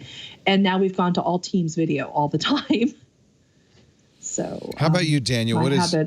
What does Mobile Nations do? Yeah, we've been using Slack since 2014 maybe. Whenever Slack came out, we pivoted right to it because we were always remote anyway, and geographically, so that became an important tool. And then we would use often Google Hangouts, and then a little bit of Skype. Internally, some of us were using Teams for a while. We do have the Windows Central team was using Teams, and Teams is really good for just dropping in a video call, like right in that chat, which is cool. But now we've got all of Future onto Slack, which that wasn't my choice. I would have preferred Teams, but we do have a bunch of other sites, and everybody enjoys using Slack. So that actually, Future wasn't even using a paid version of Slack, and now you can use the free one. They are. Yeah. Now they're using the paid version for it. So, but yeah, we just do Slack, and then we use Telegram for the real chat. No, really? Yeah, that's where the good stuff happens, huh? That's where the employees, where we hang up, and we're not going to use no corporate spyware. No, man. Yeah, we want to use Russian spyware instead. Yeah, much better. Yeah. Yeah, we use Slack as well, and that's part of the problem with Slack is it's too much fun. All the animated GIF activity, and it's really actually quite. I hate it. I barely use those things. I jump in. Here's what I'm doing. I'll answer a question. If someone else posts something, I'll read it. I don't spend. The way I look at it is I have to write all day, and I'm not a great writer, and I don't particularly love it. I'm not going to waste my keyboard fingers on nonsense in Slack. Like, I could be writing a paragraph right now. So I know some people do get distracted with Slack and chatting all day. I turn that stuff off. I don't look at it. My at all. first experience with Slack was when we were developing our website, and the team in Austin that was got us on Slack, and they had set up a GIF bot that every time you typed "that's nice," Borat would pop up going, "That's nice." and for a while, I didn't know why is Borat. How what's going on? I was very disoriented. Is this a feature? Is this real life? Am I hallucinating? I don't understand. It's just IRC for the modern world. Yeah, well, I like IRC. There's no Borat in our IRC. I got to tell you that right now. Was there concern at CBS Viacom when all the Zoom security issues came up? Was there a move at some point to say maybe we should go somewhere else for our conferencing? I honestly don't know what happened at the top of the IT food chain and those discussions. I'm assuming that those discussions happened. We didn't stop using Zoom, but I think different parts, it's a very large organization. So different parts of the organization were using different technologies. We got really fast follow on about the right secure way to pursue a Zoom meeting. And kept moving. There wasn't a big moment where we all stopped using it. Although I do have kind of a funny story about my son's school district, which is the Berkeley Unified School District. There was a high school class that basically shut down using Zoom for e-learning because of a security breach or a perceived security breach, which was the story was that it was an adult man who basically took off his clothes and crashed a photography class. Oh my God. The reality is, and my son was on this call that shut down Zoom for all of BUSD. It was actually just a kid in the class crashing the Zoom stream with a GIF. Of course. I know which GIF. Yes. Yeah. I know exactly which GIF. And my son was like, it was actually really funny. Yeah. And I don't know why. That is definitely a very interesting moment. That's a generational gap because all the kids knew exactly what happened. They knew exactly what happened and they were not notified. I mean, it wasn't appropriate. It's not the right thing. No, but they'd all seen that. They'd all seen that picture many, many, many times. Yeah. That's pretty funny. That's generational. And the teachers were going, "Oh my God, there's an old man in here." It was definitely an interesting moment. I mean, I think it caused the district to really sort out what they needed to sort out from a security perspective anyway. So it wasn't all a bad thing. Yeah. But there's a lot of learning happening in a lot of places that are not tech savvy. Yeah. I mean, all of our employers are pretty savvy. There are a lot of places right now sorting through a lot of questions. Right. No, and I don't want to downplay it because it is actually a big problem, Zoom bombing. But I think everybody by now has learned. The reason I ask is Zoom has made such a concerted effort to look like they're working hard on security. I'm not sure how much of it's real and how much of it's theater. That's kind of unknown. I mean, they've hired or brought in consultants, some of the biggest names in security. They hired Secure Code Warrior to start locking down the code. They hired the former Yahoo and Facebook security guru, well-respected Alex Stamos. They hired Katie Masouras' company to find 0 days. I mean, they've done a lot. They said, we're not going to add any new features. They even missed a boat on a opportunity with Facebook. They were working on something with Facebook and had to stop because they didn't want to work on new features. They just wanted to lock it down. But I don't know. I mean, it's great PR. They convinced, I think, the world, oh, yeah, we care about security and we're going to work on it. I don't know how much of a difference it made. It's not completely clear. Well, so much of this comes down to human error and behavior. Yeah, that's right. I mean, if people are going to openly distribute, if they want their Zoom call to be open and they're going to send a URL around. Right. People are going to join it. People are going to join it. And yeah, you have to understand the risks. I think they've done a pretty good job communicating about the risks. At a certain point, people often, as we know, will sacrifice their privacy for convenience. Right. And I am honestly not sure that any company can do much about that. Well, my wife, we use Zoom. We use a lot of different things, Zoom, Google Meet, and Slack. But my wife was perturbed because we use Zoom mostly with outside clients, sales calls and things like that, because they understand how to use it. And when Zoom changed it so you had to have a password, it was annoying to her. It's like, well, I don't want a password. I want everybody to be. I'll take the risk. Yeah, I'll take the risk. I'll take the risk. And so, as often is the case, making something more secure sometimes makes it less convenient, less fun. Yeah. Let's take a little time out. Great panel today. You guys are fantastic. We want to talk, though, about our fine sponsor, the folks at IT Pro TV. Many of our listeners are IT Pro TV customers or former customers. A lot of you work in IT. I know that because every time I go to an IT Pro TV event, people say hi to Steve Gibson for me. So I know that you already probably know about IT Pro TV. But if you don't, I want to tell you, this is a great way to get an IT career, to improve your IT chops. And if you like IT, it's the best way because they were really inspired by what we did here at Twit and what Tech TV did. They've built these beautiful live streaming studios. I was actually quite jealous. They're fantastic looking. They do 9 to 5 Monday through Friday because it's not something you can just make a video and then leave it. You have to continually update them because technology's changed, new versions come out. And so they have the latest informational videos, teaching videos, so that you can get the IT job you want or keep the IT job you want or get a better IT job.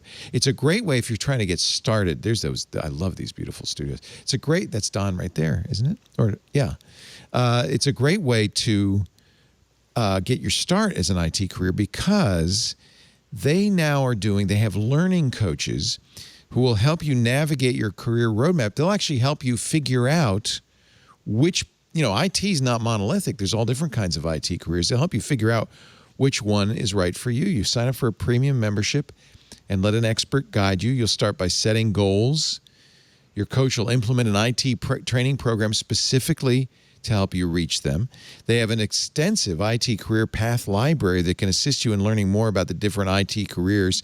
So if it's entry-level IT or cybersecurity or networking or fixing computers, whatever it is you like and you're interested in, you can learn the ins and outs of them as a jumping off point. So you'll know exactly what that job entails, what you'll be doing, how much you can make at that job. That's important. And once your training is complete, IT Pro TV takes it a step further. They help you find the career of your dreams. They'll help you with placement too. IT Pro TV does the same thing for teams as well. They have a learning coach for teams. So if you have a team, and a lot of teams at some of the biggest companies in the world use IT Pro TV to keep their IT teams up to date and give them new skills. If you've got a team and you're using IT Pro TV, those learning coaches are great because they can, and if you've got a corporate premium membership, they can help you figure out which people should learn which skills, which ones are the most suited for it. You notice there the A+, the Security Plus, the Network Plus certifications. Those are some of the most in-demand certifications. They come from CompTIA. IT Pro TV is the official video training partner for CompTIA. They have 12 on-demand courses for CompTIA certs. Now is a great time to maximize the potential of your team and help them get the certs they need to become successful. Now is a great time to get a career in IT. That's one thing. Our IT guy, Russell, is busier than ever. He's got more work during the quarantine. I'll tell you what a great job. Let IT Pro TV guide you into the IT career that's best for you. Go to itpro.tv/twit. Use the code TWIT30. Get 30% off all consumer subscriptions as long as you stay active. Why waste the time you've got right now? You can watch on your big screen TV. You can do it on your computer, on your phone. They've got apps for Roku, Apple TV. You can listen in the car. IT Pro TV is everywhere. Don't waste this moment. Get a great career in IT. itpro.tv/twit. Use the offer code TWIT30 for an additional 30% off the lifetime of your active subscription. IT Pro TV. Build or expand your IT career and enjoy the journey. Don't forget that offer code TWIT30. Thank you, IT Pro TV. We've been with them since they started, and they've always been a great partner to work with, and we appreciate your continued partnership during this crisis. And I thank you, the Twit listeners, for using that offer code and that special URL. Let them know you saw it here on This Week in Tech. We had a great week on This Week in Tech. You know what I didn't see? We did a werewolf variation called, I don't know, Find the Hacker on our Twit After Hours. Let's take a look. We had a lot of fun this week. Here's a little entertaining video we've made for you. Previously on Twit. Well, hello there. I am Stephanie Studebaker, and I have been called in from the corporate office. You see, we have determined that this here company has been hacked, and somebody here was responsible for taking some very important, very secret information. Hands on Mac. This week, I'm going to show you the single most important thing you can do to secure your Macintosh. Twit News. So this is the first number of developer conferences that will be streamed. Microsoft Build 2020, the first virtual developer conference. Good morning and welcome to Build. All about Android. So the OnePlus 8 Pro has a color filter camera on it, right? But it was perplexing because a lot of people thought it was an X-ray camera, which it is not. Twit. Technology for your eyes and ear holes. There's a perfect example of a company jumping the wrong way. They had a color filter, and so you could kind of see, because it would filter out the color and say the Apple TV, so you'd be able to see the electronics without the color. And they're taking it out because people thought, they're going to think it's an X-ray camera. We can't let that happen. So they're taking it out. That's just silly. That's just, I don't believe it. Jeez Louise. Speaking of failing technology, students are failing AP tests because they're using their iPhone to take pictures. And of course, the iPhone uses this high-efficiency image codec, and the AP exam apparently can't understand it. So when you attempt to upload it to the testing portal, at least this is the experience of a high school senior in Los Angeles. He just completed his English literature and comp test last week. He snapped a photo of a written answer with his iPhone. It broke the portal. It stopped responding. His time ran out and he failed the test. So my son took 2 AP tests in the last 2 weeks. Yes. And I got to say, he read that story and was like, the College Board is the worst. Why couldn't they figure this out? This is so dumb. But on the other hand, I have a lot of, I'm not sure I can call it empathy, but sympathy for the College Board because, gosh, this scenario in which students could not take proctored exams, well, that's definitely a feasible one. I'm going to go out on a limb and guess that the College Board isn't hiring like world-class engineers. They probably can't pay a world-class salary. And all of a sudden, they have a month and a half to completely refactor the way that they test basically every college-bound student in the country. And they have to account for handwritten tests. Right. That's crazy. Anyway. It is the case that the College Board tweeted the recommendation that you change the settings on your camera from hike to JPEG. How could they have missed that tweet? No, you're right. I don't want to bash on the College Board. It's, we're all struggling. The College Board. It's and have been for long before. Yes. This pandemic. Not the most sophisticated. It's a very strange situation for a lot of people. Yeah. One senior who was quoted by The Verge, he has to remain anonymous, said that the College Board tweet went out a few minutes before his physics test began. He says no one taking the AP physics test would have been able to see it because we were already logged in. So thanks for the tweet. But anyway, I feel bad. I feel bad in general for high school seniors and college seniors. This has been a rotten graduation, a rotten 2020. Although I have to say, my heart is warmed. I don't know how, Lindsay, your senior feels, but my heart is warmed by all the signs everywhere congratulating 2020 graduates. I think people feel bad for them. They don't get to walk. It stinks. He's a junior. Oh, he's a junior. Got one more year. Okay. We'll see. Yeah. We'll see what the world is like. No, by then. No, it'll be fine a year from now. But I will say that the remote learning, like the inequities that have come out of remote learning are huge. So a lot of private schools have been able to weather this pretty easily. And a lot of public schools, my mom the other day was like, why aren't they absolutely required to be sitting in an online class, 3 days a week, for instance? And I had to explain that, well, in a large urban district, there are a lot of kids who still don't have access to a computer. I think BUSD has handed out many hundreds of hotspots just to give some kids internet access so that they could learn. So big public school districts have been completely unable to make remote classes required. And as a result, the teaching is just, it's a shadow of what it used to be, not because these teachers aren't dedicated, but because they literally cannot reach their students. Do you feel like the students you have living with you are basically losing a year or a semester? Absolutely. Yeah. And it is by no fault of the district. I mean, no. I'm sure no district is perfect, but your kids are in a highly technical, highly wired house. They've got all the tools they need. Imagine the kids who aren't. Absolutely. I mean, my kids have a fiber connection, and so that they can upload anything that they need to. Yeah. But I will say that it's been interesting to watch the reaction overall, even with very technically savvy families, to this kind of remote learning. The feedback that I've gotten from my friends and from my kids is that sometimes it is just extremely hard to motivate. Yeah. When every day looks the same and when you're not there with your peers. And if you're really into like AP US history, right? But what you're into is the conversation about US history in the classroom. Yep. And that's gone. Yep. They're just staring out the window. Yeah. I get a lot of feedback on Zoom fatigue and difficulty. Lisa, how's your daughter doing?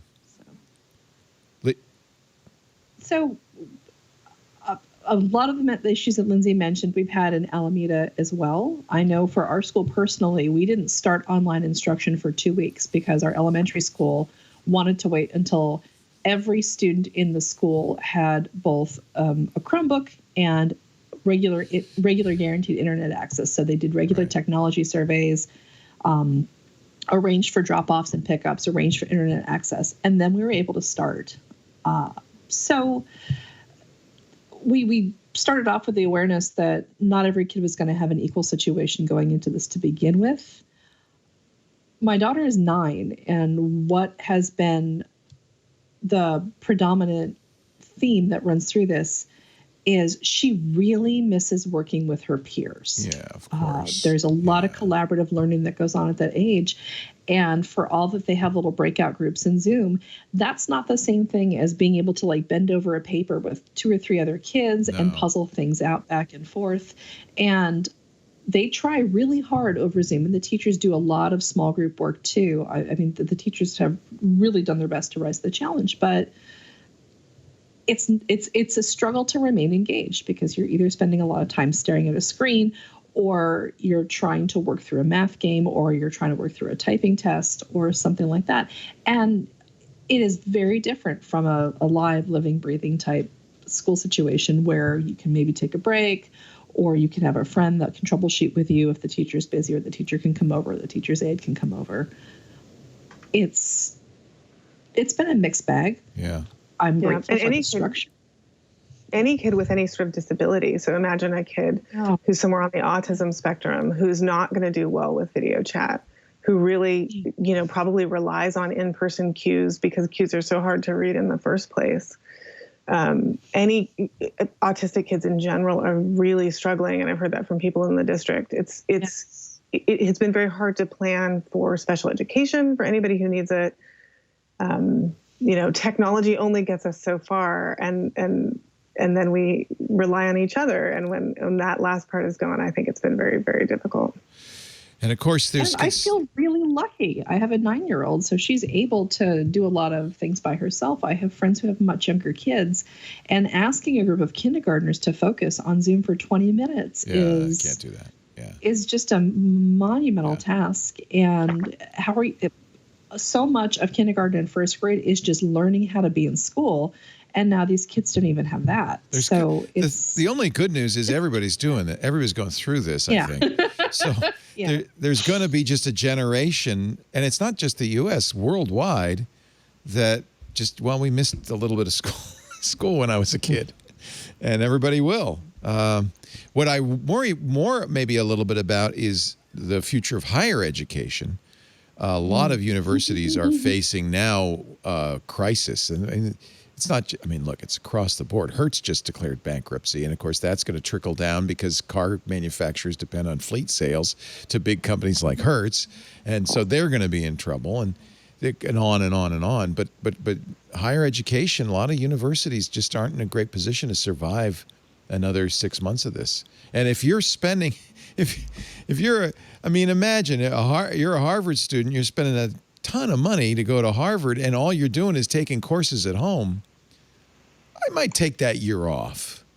Yeah. Well, we're, as the parent of a junior who's kind of sketching out his future, it's hard to know even what the fall matriculation a year from this fall will look like.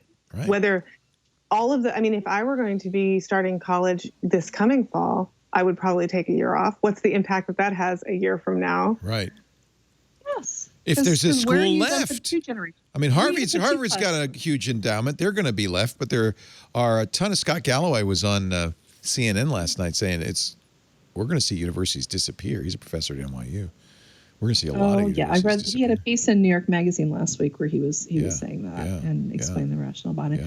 No, one of my nephews is a senior. He got accepted to a UC, and the discussion that he's having with his family, which is ongoing right now, Gap year. The question is it worth him enrolling and starting as a UC freshman if his experience is, welcome UC freshman, enjoy your bedroom in your house? That's not a good idea.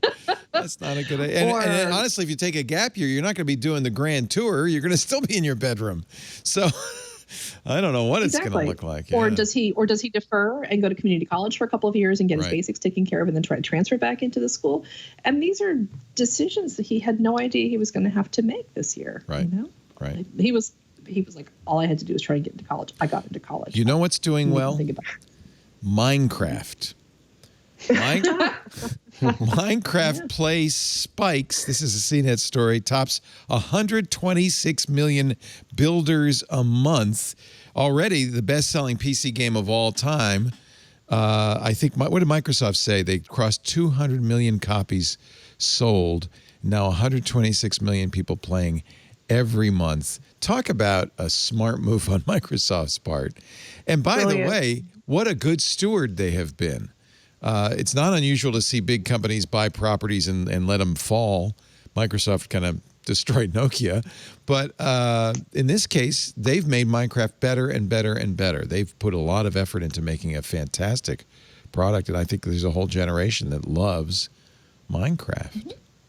And they're about to launch Minecraft Dungeons, which I've been actually playing. Oh, have you? Tell me about it, because I'm dying to play it. It's good. So, if you're like me and you appreciate Minecraft, but you kind of don't get it, Minecraft Dungeons is way more approachable. It's a straight up, top-down kind of That's what they call a dungeon crawl, right? You're dungeon crawler, right? Yeah, and it's a classic kind of video game. But the graphics on it, the effects have been really good. The playability is really nice. It's charming. You're still in that Minecraft world with all those characters, but there's kind of like a plot now. They're already planning 2 expansion packs. This isn't like a one-off game. They're looking at this as sort of like Minecraft, which has always been. They keep building on it, right? They're getting RTX support. They're building out. There's the Minecraft education component. Well, they're going to be kind of doing that with dungeons as well. There's a lot of plans behind this property. I think compared to the other Minecraft, the virtual reality one, this one is way more fun and accessible. So I'm actually pretty excited about it. It comes out in what, 2 days, day after tomorrow. Yeah. And you feel like it's pretty playable? It's ready to go? Oh, it's a lot of fun. It's really enjoyable. I think anyone can hop into playing it. There's no building, so there's just game playing. We have we have a 17-year-old at home who's played Minecraft since he was 8, probably. I don't know, for as long as it's been around. I'm running right over here 5 different Minecraft instances. Well, one's my own personal one because I don't like kids messing with my stuff. But they have several. It's really fun, and they're totally into it. Yeah, last week I was showing Brianna Wu, who is a game developer. I was showing her what they built, which was mind-boggling. She said, those are actually the exact skills they need to be professional level designers in gaming. I haven't told Michael this. I may never tell him this, but those, she said, what you're doing in Minecraft is harder than it would be doing it in Unreal Engine. You could get a job doing that stuff. So there's going to be a whole generation of kids who are really good at Minecraft, I guess. Leo, do you find that do the kids play Minecraft with different groups of people? What I find is that, I'm that lady who's just talking about her son all the time. Sorry. No, it's social. It is totally social. It's social, but what he has his gamer friends, and they play hardcore PC games together, and then they're on Discord. And then he has his casual friends who are his, they're also very good friends, but they're more of his arty friends or his, history class friends. And they get on House Party and play Minecraft. Oh, how interesting. Oh. There's just different games for different scenes. Yeah. No, he does that. It's different. It's absolutely the case. There's some kids who want to play Mortal Kombat 11. There are some kids who want to just build stuff. There's absolutely room for both. And yes, it's different groups. It's very interesting. And of course, then there's the competitive gamers, the esports kids, and it's I was gonna say with Minecraft, because it is different like that. We used to have a show years ago that I had started with some of our writers, and the idea was, what's nice about Minecraft, one, it's very approachable. Anybody can pick it up, whether you're 8 years old or 60 years old. Anyone can jump into it. But it also is casual. Like, you can sit there and have conversations with people while you're walking around and building stuff, versus a first-person Call of Duty type game where it's going to be all action. No one's going to be like, so, did you hear about school today? Like, there's not going to be that kind of level of engagement. But what's really cool is I almost feel like that level in Minecraft is sort of this idea of like where we're going today, right? We're just talking about with work from home and this idea of people and kids being already used to having these sort of virtual relationships. And you can do that with different levels of gaming. And Minecraft is, I would say, a high level because you can sit there and really get into conversations with people. And it's already kind of training kids for that new world, which we're in right now. We used to have a Minecraft show, OMG Craft. Chad Johnson hosted it. They built a whole beautiful Twit City. This is a video that he made in 2013 when he was still at Twit. 7 million views since then. And I'm very happy for Chad. He does it on his own now. He said, at one point, he said, I'd like to do this myself. I think I can make some money at this. And we said, oh, all right. And he is now at 1 million subscribers, OMG Craft. So we're very proud of Chad Johnson, who we still love. 1 million subscribers.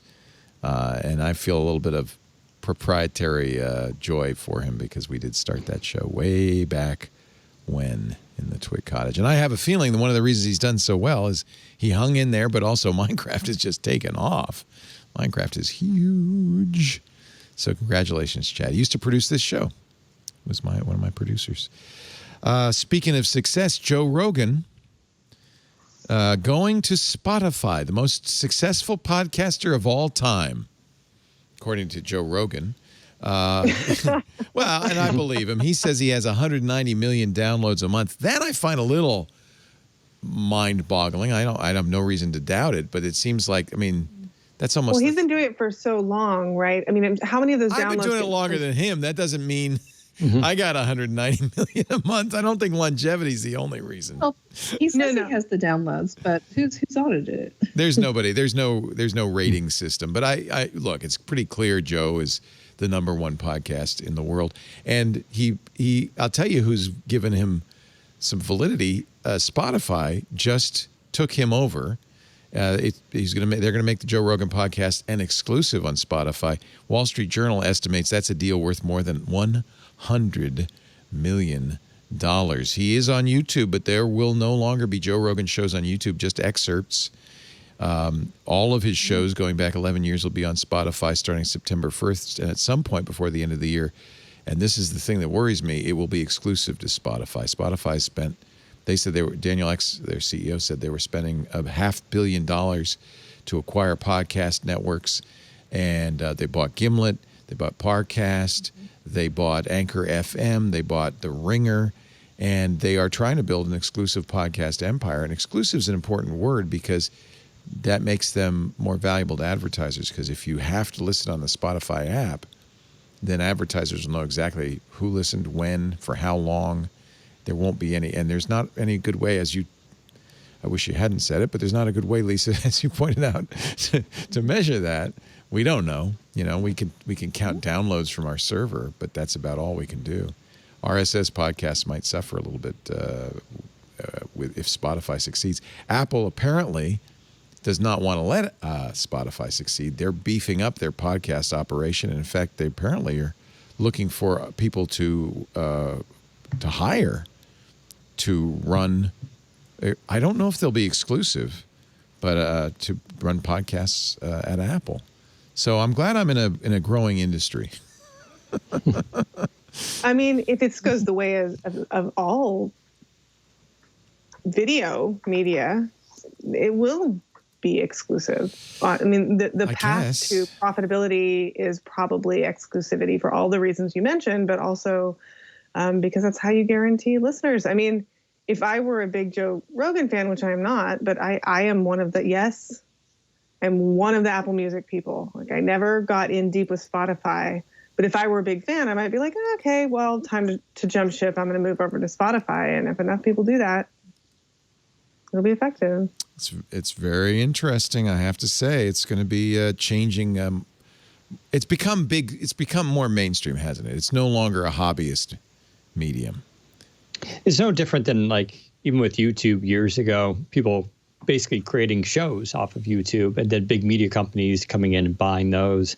But you're seeing this, I think what a lot of people have said about. That didn't work so well, did it, Daniel? No, it didn't. Not with those YouTube shows. And, there's been hits and misses there. And it'll be interesting to see what happens with podcasts. I know the thing about podcasts that really drives people nuts is there's a very, very DIY element to it, both in creating the actual show. Anyone can do it, and then build up.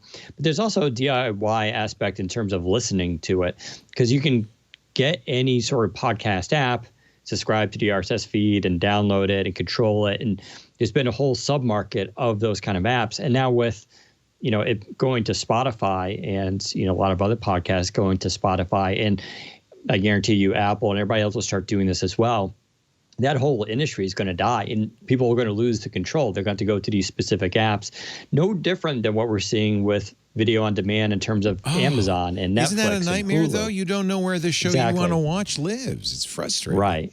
And so this is going to be the same thing that's going to happen directory there. Opportunities there. That's all I'm sorry. Lisa, I don't know what's going on with your audio. You're coming and going. So say that again. No. So think about the directory opportunities, because I don't know about anyone else, but when someone recommends a movie at this point, one of the first things I do is go to a website called Is It Streaming to find out is it streaming on any one of the and where can I watch it? Yeah. And that's kind of where in a way, I don't want podcasting to be, I have to figure out where to get my podcast. I have to go to canihearit.com to find out where I can hear the podcast. That's to me, that's disappointing. It's although I guess it's analogous to what happened to blogging, or is it? I mean, maybe not, because sort of. Remember, you've always had effort for the walled garden model. Remember that this has been something that sort of happens every few years when there's a new media genre that's attracting sufficient engagement and or ad dollars. It's gonna get. There's usually a land rush on afterwards to try to create networks or try to create the walled garden or to try to create an exclusive channel and monetize under the premise that people will be willing to pay for it. But I think what I'm getting at is, will it be not great if you're a Joe Rogan fan and you cannot or will not subscribe to Spotify for whatever reason, and you're going to miss out on back shows and archives and this thing that you've loved? Yes, it's going to be bad in the short term, but there are other podcasts. This is an extraordinarily popular podcast, but podcasting doesn't start and end with this guy. Well, and Howard Stern left radio to go to Sirius. Right. They paid him $500 million over a period of years. He made a lot of money. Yeah. Very good for Howard Stern. Didn't kill radio. Yeah. Other things are killing radio. Yeah. So I thank God we have a content strategist here. So and by the way, CNET does a ton of podcasts. CBS Interactive does a ton of podcasts. CBS Radio does a ton of the. I imagine some of the content strategy and stuff that you're doing, the strategizing, has to do with that. Have you talked a little bit about that and the future of RSS versus exclusive? We published 2 new podcasts last week. Yep. The group that I work in did. See? One is about wrestling. Oh, wow. And, and one is called The Cheapskate, which is about getting really good deals. It's Rick Beretta's podcast. He's been writing that column for CNET for probably 15 years. Yeah. And now he's doing it as a podcast. It's actually, it's really good. You guys should listen. But we haven't obviously pursued any sort of exclusivity. And one of the things that's charming about podcasts right now, and I am frankly surprised it took this long for this Joe Rogan style turf war to happen, because it has been such a joy to say, get our podcast on your podcasting platform. I agree. And I am shocked that it took this long for this to happen. I don't think that, I think that it will work. I think that, we all know that it's a truism that content is king. And if you have content that you can't get somewhere else, you'll go to that place. And that's why the streaming landscape is so confusing right now. Right. And all of the networks have proven that if you have a piece of content that has a huge fan base, they will sign up for one more account to get it. So we haven't gone there yet with the podcast that we're producing in the group that I manage, but I wouldn't be surprised if the industry moves there. Yeah. And not slowly. To be clear, I mean, our podcasts are on Spotify. We actually were a launch partner when Spotify started doing podcasts. We were very glad to be on the stage there with Daniel Ek.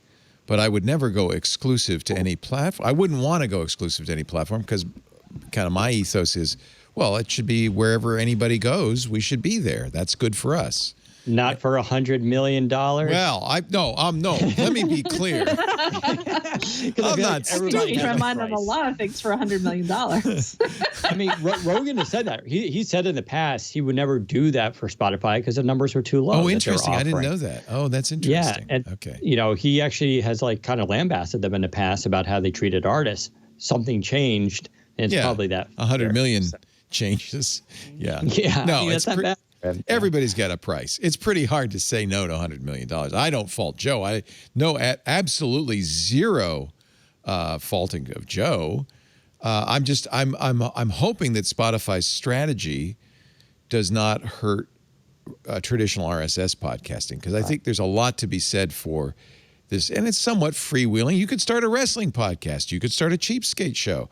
That's the beauty of it. Anybody could start a show and it can do well, because you don't have to make a deal with a content gatekeeper. You can just put it out there. And I want to see it that way. It's kind of like blogging too, and I want to see it stay. I think it's going to. One of the big challenges with podcasts, and it's both leveling and frustrating, and I'm sure you know this, is that if you are just a person who, and this happened with blogging too, if you're a person who just puts it out there and you DIY your content and it's good, it is so hard now to be discovered. Yes. It's it huge. wasn't 5 years ago Huge in the problem. podcast world. It's a huge problem now. And I think the one benefit that could come from more structure in the podcast world is discoverability. I mean, Apple has squandered this a little bit, but they do spend some time curating podcasts for the public. That is a little bit of a service. I am surprised that there aren't more services out there further curating the podcast world, but we're missing that guidance, and I think hopefully it'll come from what's happening now in one way or another. There is something. I mean, it's the same thing. Content niche to be just developed and exploited. I absolutely agree. But the same situation on YouTube. There's a million shows on YouTube. It's hard to figure out what to watch, but somehow the cream rises. I mean, some of it is that, like Chad Johnson, he spent years working really hard, producing a ton of great content. And I'm sure it was frustrating and in the beginning and challenging in the beginning, but eventually he built a big audience, and now I'm sure he's doing fine. So starting to see this also play out with esports, with Twitch and Mixer and YouTube, all paying large sums of money to game streamers to try to lock in that audience. Yeah, you bet. So, we're seeing this play out everywhere. Didn't PewDiePie just YouTube? Yeah, he said, "Okay, I'll stay at YouTube." But I think the threat was he was going to go somewhere else. We don't know what the dollar amount was, but it's got to have been huge because he's their number one content guy.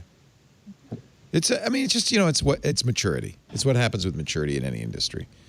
The money gets in. But I'm kind of an old hippie.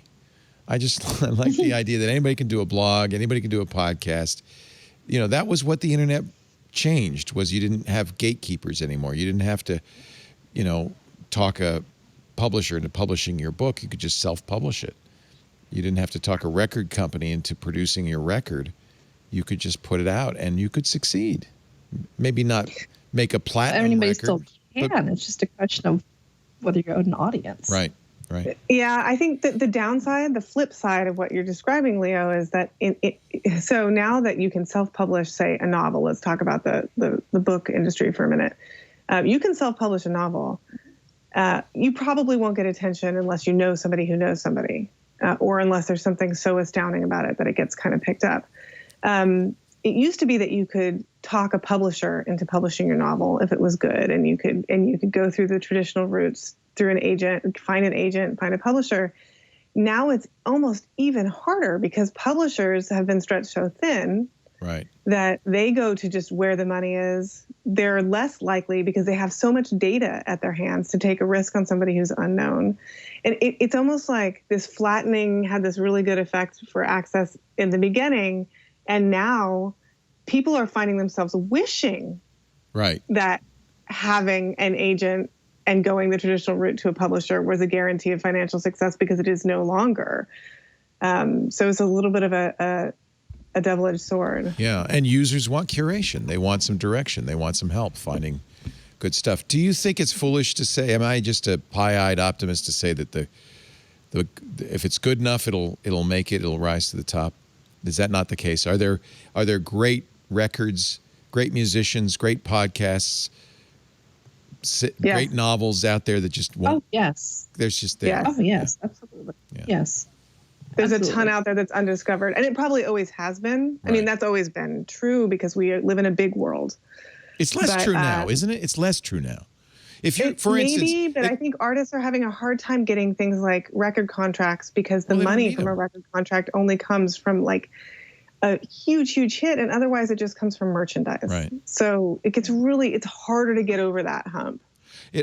I would go in the subway in New York, and I would hear the best virtuoso musician down there in the subway, and I would think, there must be a million people like this guy or gal, and they don't have a record contract. The difference is you no longer have to have a record contract to be heard, And if you are a virtuoso, you don't have to play in the subway. You can put it on YouTube, or you can even put it on Spotify. You can even put it on Apple Music. And perhaps, if you're that good, generate an audience. That, to me, is still better than the old system. I think it is, but I think that we're also suffering a little bit from the tyranny of the algorithm. Well, that's for sure. Thank you, Mark Zuckerberg. You know, well, especially in the YouTube world, there are some content creators who are creating really interesting, good stuff. And it's sort of this self-fulfilling prophecy that if it doesn't take off, it doesn't get seen. Right. And you're so right. that's easy to challenge. And as Lisa, you're right, because there's an opportunity there. Both of you are right. There's an opportunity there to somehow help the cream rise. I don't know if Spotify's the right answer, but there's got to be. That's the problem. There's always going to be a market for curation because people will not want to, or either they won't want to, or they won't have the time to, or they'll get up in their head about an inability to curate for themselves. And so you still have a lot of blogs that are very popular because they promise to sift through products and find the best ones for you. We still have an entertainment media vertical that reviews things and tells you what to watch. Because so curation's a valuable content niche that could probably stand to expand with the flood of content that comes out. And then there's also going to be discoverability tools. And audience development is another thing too, because you've talked about how, there's these great musicians you heard on subways. They're playing on subways, and the odds that somebody is going to leap off of the A train and scream, "I must take you down to the Lincoln Center." That was the dream. But that's vanishingly small. That's not how you develop. That's not how you would develop your constituency and how you would. But I don't think that's why they're playing the subway. They're playing the subway for tips. That's how they're making. I think you're right. Both. They're hoping that it's like sitting in Schwab's drugstore. Not enough artists have had to have training or a background in audience development. Like most of them focus, understandably so, on being artists. Right. But if you're in a world where there's just this huge sloshing sea of content and there are algorithms that are self-reinforcing towards certain content trends and you're not already locked into that system, you're now in a position where not only are you a producer and a creator, you have to try to figure out how you're going to also, who are you targeting? How are you targeting them? What are your ways of reaching out? And those aren't always complementary skill sets that people have. Let me talk about our sponsor, Lastpass. Lastpass sponsored our studio. We love Lastpass. I hope you saw our event where we talked about the future of digital identity with a great panel, including LogMeIn CISO Jerry Buchelt and Steve Gibson from the Security Now show and Andrew Keene. We've got another LastPass event coming up this fall. Stay tuned. We'll talk about that. LastPass is a very good partner to have today as we have more and more employees working from home. It's really been a lifesaver for us. You got to plan for the unexpected. And the beauty of Lastpass, I feel very fortunate that we moved to Lastpass a few years ago, Lastpass Enterprise. I've always used it at home. Initially it was a password manager, but now it's much more. Now it really is about making sure that the right people are using the resources that they're entitled to, keeping control of those things.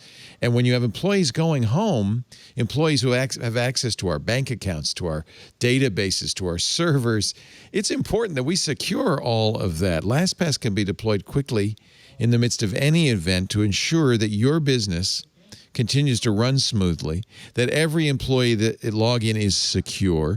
They do it in a lot of ways now, much more than just password management. Single sign-on is a big one.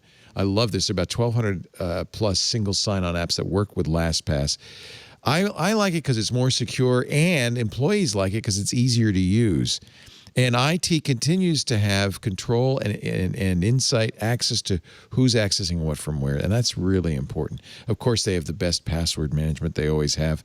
And you get complete oversight of shadow IT, enforceable policies across all password-protected accounts.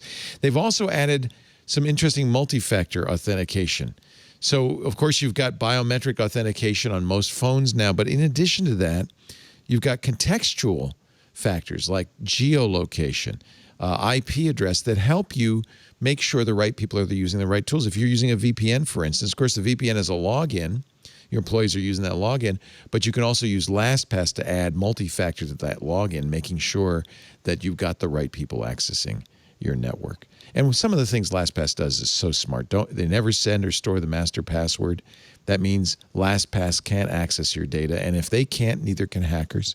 Encryption happens exclusively at the device level before you sync to LastPass. Only users can decrypt their data, only at the device level. And by the way, every device, Windows, Mac, Linux, Android, iOS, I use LastPass everywhere. Password sharing can be done securely and easily, even if employees are at home.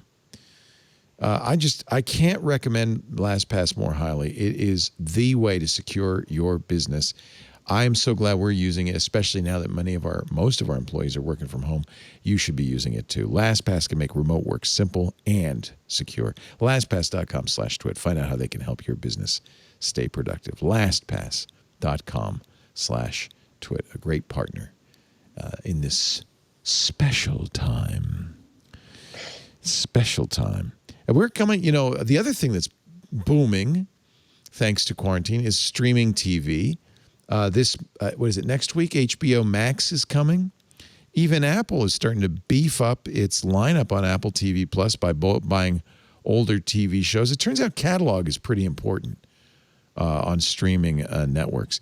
And Apple just spent $70 million to get the new Tom Hanks movie, which was supposed to appear in theaters about now, and can't, obviously. Normally what producers have been doing is putting them on for $20 rentals. I watched a number of movies that were supposed to come out. We just watched Emma, The Hunt. That was wild. Paid $20 rental, but that we would have paid that much to go see it in the theater, so that was okay.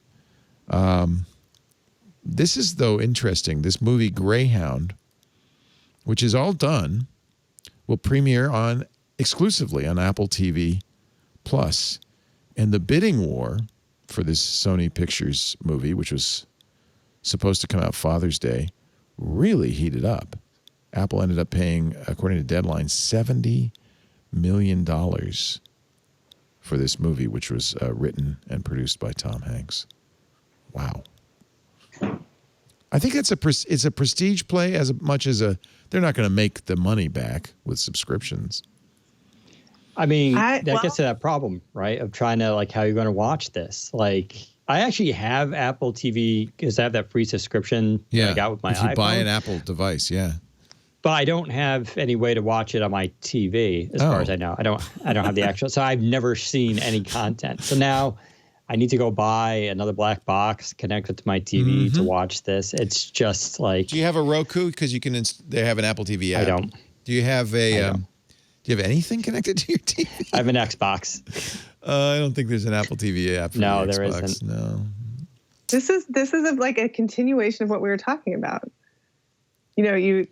Is this the Joe Rogan of Apple TV? And the answer is probably not, because Apple has made the bar really high. It involves hardware. Yeah. And once you start to involve hardware, that's a good point. Then it's a different conversation. And this is why I subscribe to every streaming service except that one. Oh, interesting. Yeah.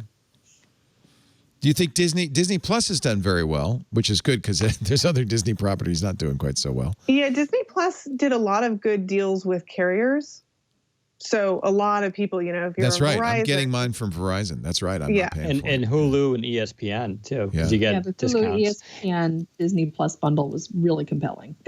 Yep. And they put it everywhere. I can actually watch that on my Xbox because they've released an app. If Apple wants to release an app on Xbox, there's probably a good chance at some point I would, especially because I have technically a free subscription, I'd actually watch the content. So that's where some companies, Disney did a very good job. On day one, it was available everywhere. And that's where, but Apple always gets into this, it's cracking a little bit, right? They are putting their app on other things now, including some TV. So it's a start, but they really need to be everywhere. I am excited about HBO Max, which comes out in a couple of days. And is it going to be on YouTube TV? I don't know. Well, that's a good question. Because they're supposed to have made a deal with HBO, but I've been waiting for HBO to come to YouTube. You can buy HBO as an extra, can't you, on YouTube TV? No. You can do it on Amazon Prime. Right. And Hulu. Interesting. But not YouTube.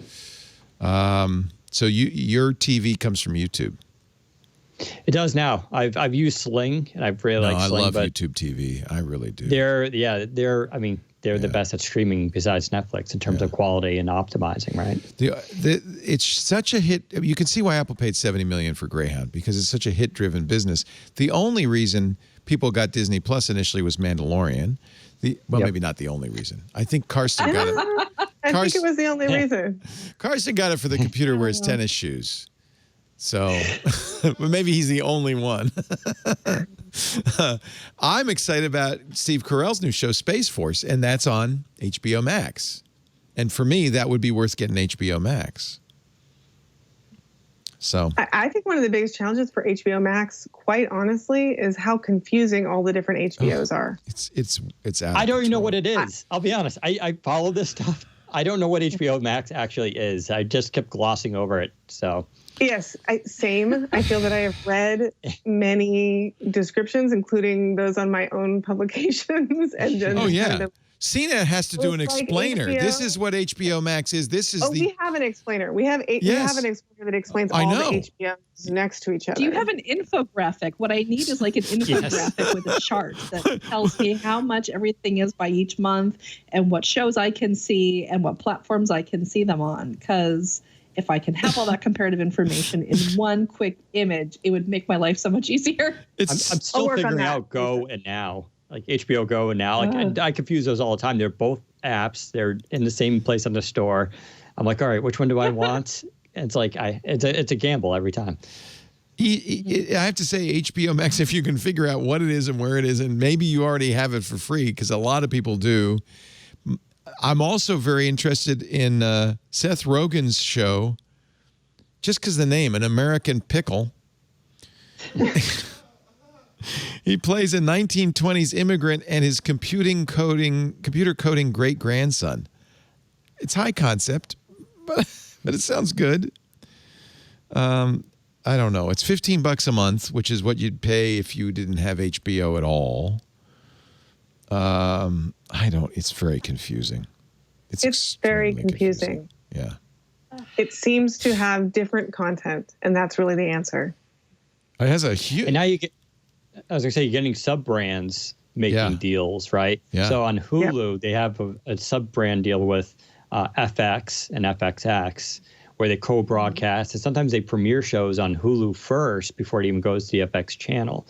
And now on Amazon, you're getting IFC on demand. I forgot what it's called, like IFC Film or something like that, which is a subscription to Amazon, and it's only on Amazon apparently. So good luck trying to figure this stuff out. And then there's a Criterion, which I kind of want, but I don't even know how to watch that yet. So who knows? I'm literally looking at the CNET explainer, which is page after. I'm also looking at the same thing, and I'm just kind of like, it's page I've read after. this before, and I have not absorbed it. And he's doing just break this down into job images. he can explaining this. It's so complicated. Yeah. I don't know. Is that HBO Max's fault, or is it the world we live in now, or what? I think that it's the hash. This is actually written by Joan Solzman, who covers streaming media for us. And I think that it has to do with the overlay of the content providers, the people who make the content, like HBO, it's all and the deals. the service providers. Yes. And so there's a lot in this article about the overlap of AT&T and HBO and what you're already paying for, and whether you're getting this through your cable provider or you're getting it as an add-on. And that just creates this incredibly complicated landscape. This is now in a nutshell why I'm worried about Spotify owning podcasting, because it's crazy. It's crazy. At least with Spotify, it's technically free. Even Joe Rogan's podcast will be part of the free tier. So that's just a simple app you download, create an account. But right. From the user's point of view, it's not a bad thing. It's from the podcaster's point of view that I worry, because, And actually, if you're a privacy-focused user, you might not be crazy about it either. Yeah. The good thing about this stuff is, in theory, you can subscribe and unsubscribe rather quickly. Right. But then I feel like, for someone like myself, I need like another service that manages my services. So it tells me where I can just one click and do that. But who's going to make that, right? Then there's also the issue of who has time to watch all this crap. Your bank Well, we're may on make quarantine. that in a weird way. I think that the future, by the way, total jag here, is your bank managing those subscriptions for you. Wells Fargo has started to do some of that. Where you can, like, Wells Fargo will kind of identify recurring stuff and help you get out of them. That's great. Yeah. That's great. I use an app that they've been advertising heavily called Truebill that kind of is supposed to do that and figure out which subscriptions you have and so forth. But yeah, a bank, that would be a sensible financial service. It'd be huge. It's a big value add for a bank to do because they don't really, they want you to be using your money wisely. They don't have the same incentives to get you to subscribe or unsubscribe from things. Right. So they really are a good kind of neutral party to provide that service for you. And I hope that more of them do it. In our chat room, Dr. Like You Need a Budget would do that. A budget? Well, there's an app called You Need a Budget. Oh, I thought you were telling me something. I do need a budget. Yes. There's an app called You Need a Budget. People refer to it online as YNAB. And YNAB. I know. I've seen that everywhere. Yeah. It'd be right in their constituency where they're like, this is your recurring expense. This is how much you're paying every month for Hulu. Chat room calls it services as a service. Yes. I like it. This is the level we've reached now. Services as a service. Yes. You need services. Everything is meta. It's all service. Bad news, if you were hoping to get $125 in your Equifax settlement, so many people applied for it, you might get a few cents. Of course, the banks are going to get money because the Equifax breach forced banks to issue new credit cards in the millions. So banks are going to get $5.5 million. The FTC made Equifax pay a $575 million settlement with, in the words of Ars Technica's Kate Cox, a pinky swear to go forth and sin no more. Individuals supposedly could claim $125 each from the settlement until, that is, the FTC and Equifax remembered that there were 144 million people in the breach, and there wasn't enough cash to pay everybody that much. So, as it ends up, you might get a check for 52 cents and a bag of pop chips. I don't know. I mentioned the pop chips because that was the most I've ever gotten a class action lawsuit.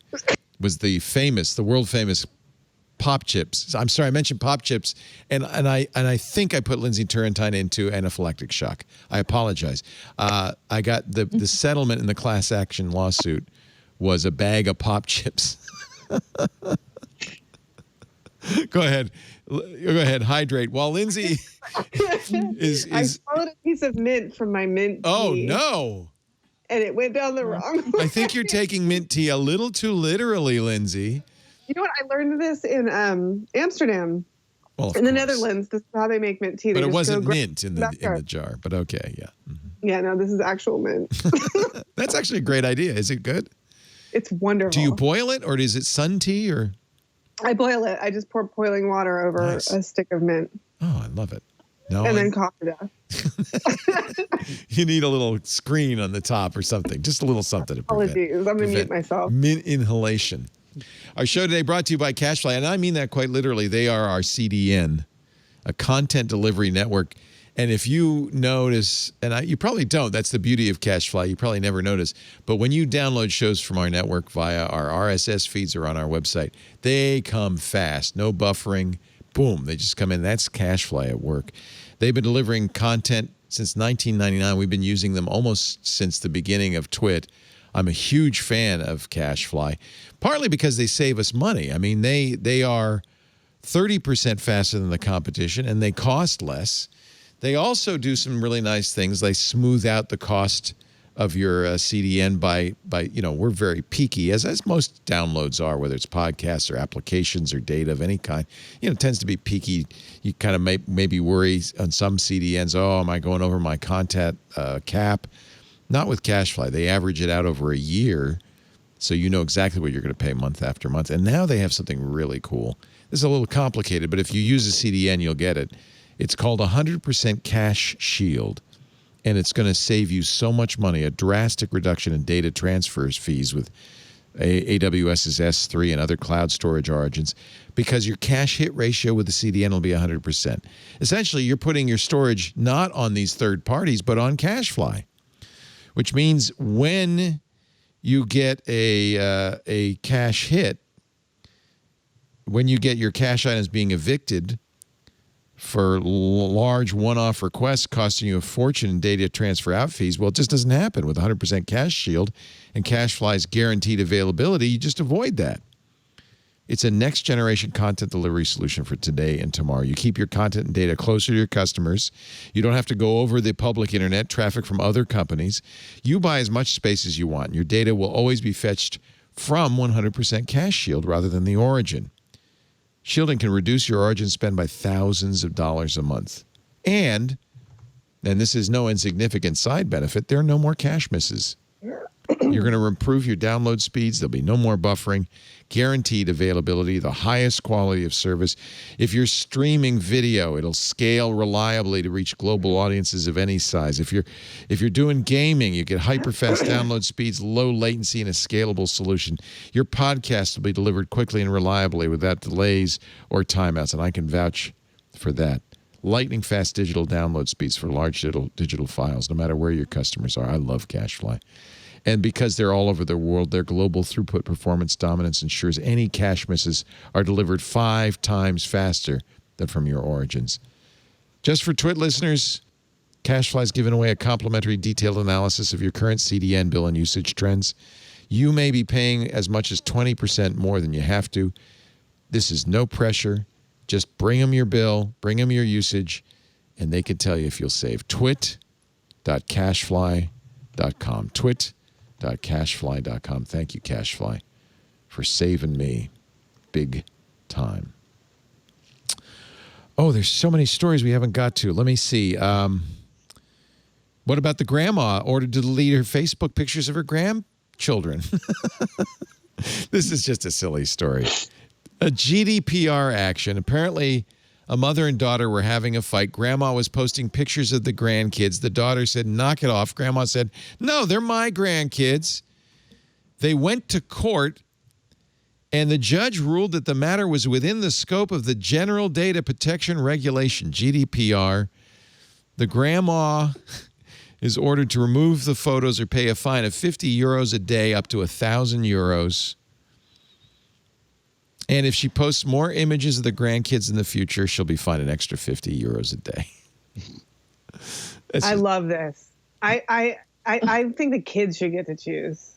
Yeah. Yeah, that's what happens in a divorce. The kids choose. I want grandma to post the pictures. Maybe they're too little to have a choice. Maybe. Yeah. Every grandma posts. Yeah, by the time we're in school. Yeah. Every grandma posts pictures of their grandkids. Would you be unhappy if your mom posted pictures of Facebook of your daughter, Lisa, or? So I actually did have this conversation with both sets of grandparents. Oh, okay. And my reasoning and my thinking was it's my job to be a responsible steward of my daughter's image and her name and whatever her profile online is right now. That's fair. Because she doesn't have the tools to do it. Yep. And so because they are part of her circle in the family, they also, my argument to them was they also have that obligation because they're adults. Yes. And so I wanted to make sure that if they were going to post pictures, that the people that they accepted as Facebook friends were people they could vouch for in real life, that they were people they felt comfortable exposing this information to, and that they would also understand if my daughter or I at any future point reserve the right to ask them to take it down. And it was a little bit of a weird conversation to have because one grandparent was like, how is this any different than throwing student pictures in an envelope and sending them out with a Christmas card?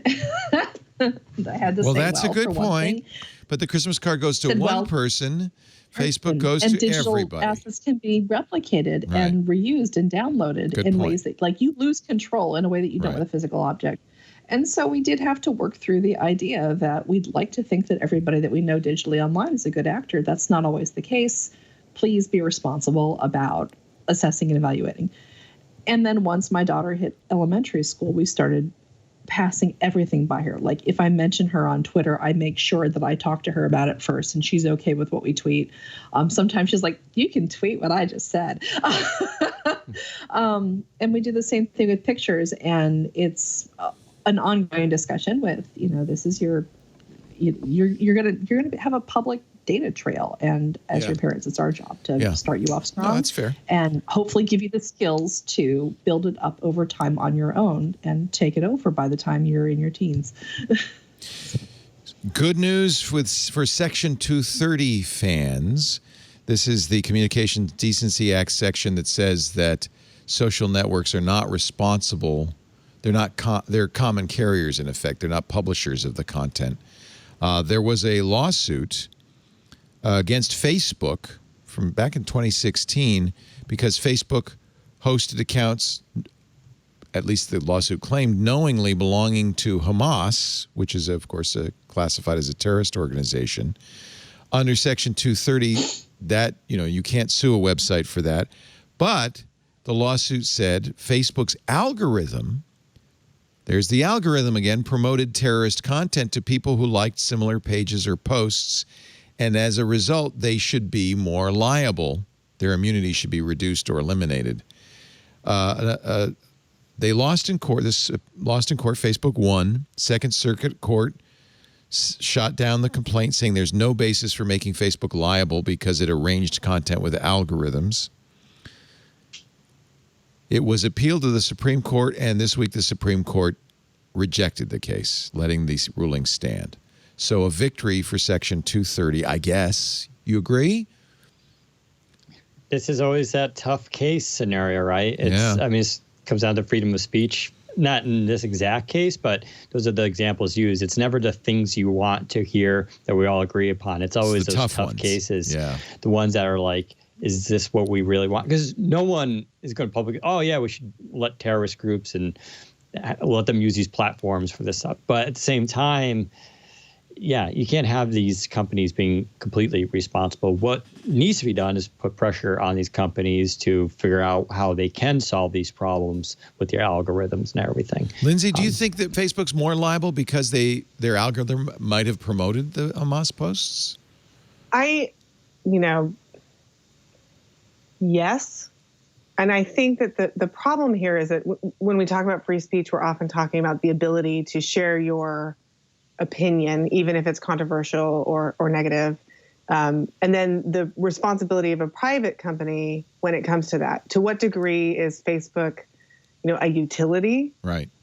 Versus just a service that makes money through passing along information.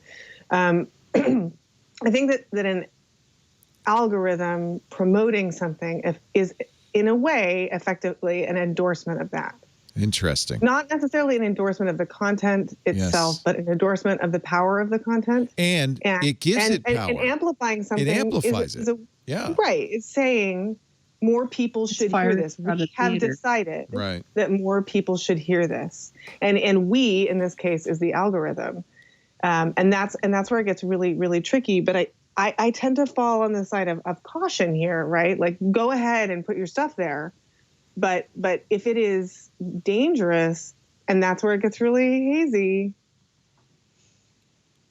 don't spread it. It's really tough. I mean, we were talking about this at home the other day, and I kind of think that the laws in this country around free speech and what that means and how it was interpreted came before the ability for machines to amplify a thought. Right. It's the same we problem. had printing presses, but you had to have the resources to do that, and maybe we need to take another look at it. Well, very famously, mere months after the First Amendment was passed, the federal government passed the Sedition Act, which was completely against freedom of speech. It permitted the deportation, fine, or imprisonment of anyone publishing false, scandalous, or even malicious writing in the United States against the government. Wow. So that was in 1798. So we have a long and checkered history about the First Amendment. In this case, it's not the government restricting I guess it would be the government restricting what Facebook could do, but it is Facebook's right to publish or not publish stuff. I think the algorithm argument's very interesting. I mean, we have the same problem with YouTube promoting extremist content algorithmically. I don't think that the YouTube employees or staff or Google wants to do that, but the algorithm does. At what point don't they become responsible for what the algorithm's doing? Yeah, and how is the algorithm? Humans have. There was sort of there's the old pornography. When you see it issue, and if you rely on humans and when you see it to make educated decisions about what is appropriate to share and what isn't, and then that's one thing. Turning those decisions over to an algorithm is fully another thing, because that algorithm is probably always going to move to our most base instincts, not our most educated instincts. Yeah. That's why they work. Exactly. Finally, I mean, I don't mean finally like this finally happened. I mean, our final story. Walmart is discontinuing Jet.com. It bought it for $3 billion. It was an attempt to go after Amazon. It had an interesting algorithmic base. The pricing was based on, the situation, I guess, and how much you bought, et cetera, et cetera.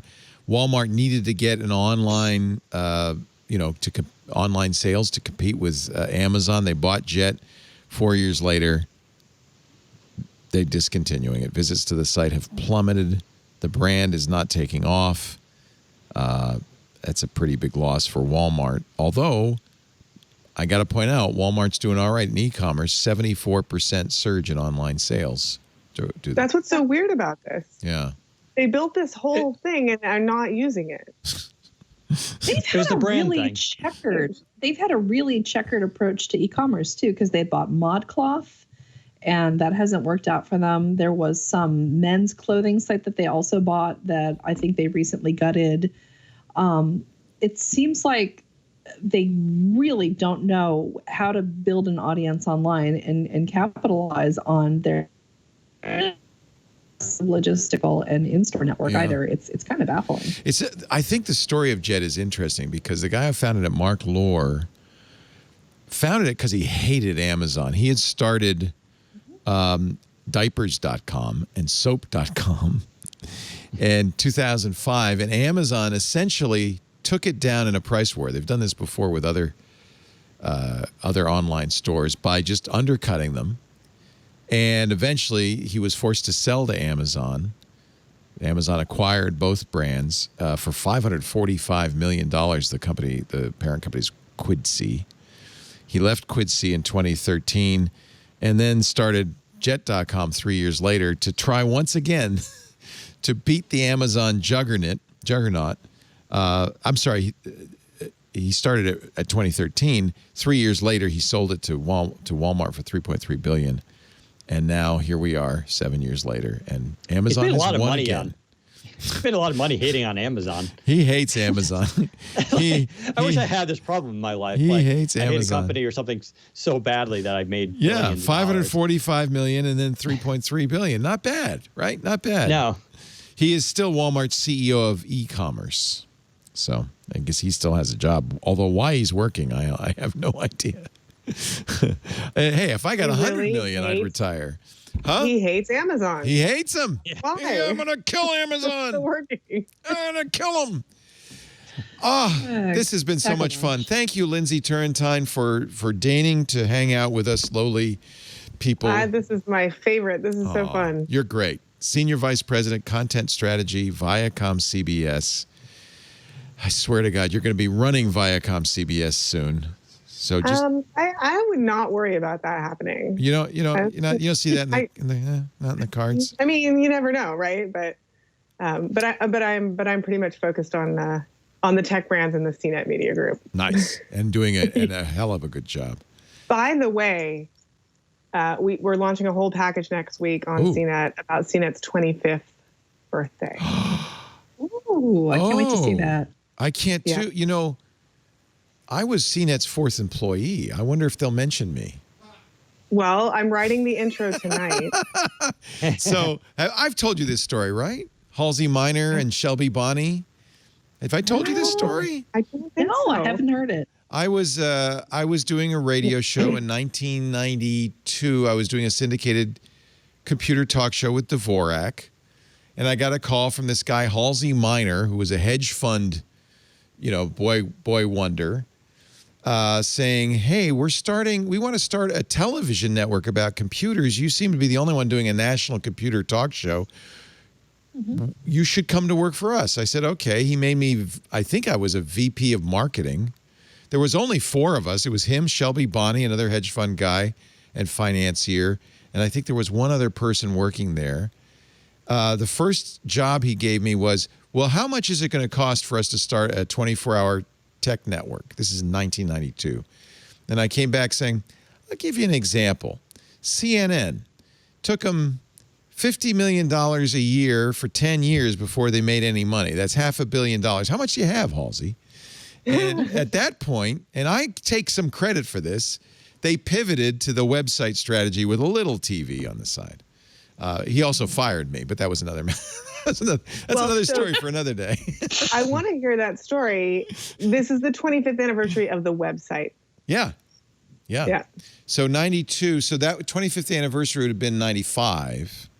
Yeah. So yeah, this was early on. He really, and we even did a pilot. John C. Dvorak and I did a very much like this show, a roundtable show pilot, and that's I think what got me fired. And the weird thing about, did you ever meet Halsey Minor? Oh yes. Quite a character. The weird thing about Halsey, he never told me I didn't work for him. He just went radio silent. This was shortly after, and I kicked myself. He said, we need some, if you could put $10,000 into this, I'd give you, 20%. And I said, I just bought a house, Halsey. I don't have any cash. Mm-hmm. Anyway, little did I know. What did I know? I'm an idiot. So 6 months later, he says, come on and visit. This is when he was in the railroad car down on the waterfront. Yeah, I remember that office. Remember that? Yeah, he was in a railroad car. He said, come on down. I'd like to show you my railroad car. And he said, ZD, Ziff Davis is looking for a TV guy. You should go call them. And a hint I took and did call them. In fact, they hired me. Bill McCrone and Gary, I can't remember his name. They hired me. So that went well. But that was a weird interregnum. I don't even know if they paid me. I can't even remember if the real reason Halsey didn't like me is he wanted to go down to SIGGRAPH, and he said, "Would you get airplane tickets? We'll go down to SIGGRAPH. We'll see what's going on at this was a big graphics conference." And I made the mistake of, instead of buying a nice jet airplane tickets, I got us a turbojet to LA because it was cheap and quick. And he didn't like that, so I think that was the end of my career. So, that was it. Yeah, that was your last decision. That was my last decision as an executive of CNET. Number 3 or number 4 employee. You don't please amazing. Do not put me in that story. I don't know, but you should know. You should know. I have something to do with CNET's success. I left. Thank you. It's great to have you, Lindsay. Lisa Schmeiser, you can catch her work at IT Pro Today at itprotoday.com. We should probably give out the website. Yes. And L. Schmeiser on the Twitter. Thank you so much. Please thank your husband for letting us use his Chicago Cubs memorabilia room for your studio today. Yes. We appreciate it. And Daniel Rubino, always a pleasure, executive editor at Windows Central, where you do such great work, and your coverage of the Microsoft Build Conference was fantastic. I really appreciate all of that. And I thank you for being here. Yeah. Go play Minecraft Dungeons. I'm so jealous. Yes. I won't be around on Tuesday. I'll be playing that game. We do Twit every Sunday afternoon right after the radio show, 2:30 Pacific, 5:30 Eastern. That's 21:30 UTC. You can watch us do it live or listen live on the stream. That's twit.tv/live. Or you could ask your Amazon Echo or your Google Companion or whatever to play the Twit live stream. And sometimes it does, which is kind of cool. If you're listening live, you should go into the chat room. They're doing it too, irc.twit.tv. If you're listening offline after the fact, we also have a community for you, twit.community, our forum. It's really great. A lot of fun in there. Some fabulous people. Twit.community. You can get on-demand versions of our show at the website, twit.tv. You can also get them on YouTube, or again, ask your Amazon Echo to play This Week in Tech podcast, and it'll play the latest version. Best thing to do is subscribe. Subscribe in your favorite podcast app. It could be Spotify, but it could be Stitcher or Slacker or Pocket Cast or Overcast or the Google Podcast app or the Apple Podcast app. It doesn't matter. If you subscribe, you'll get it at the minute it's available every week. Thank you all for joining us. We'll see you next time. Another twit is in the can. Amazing. Bye-bye.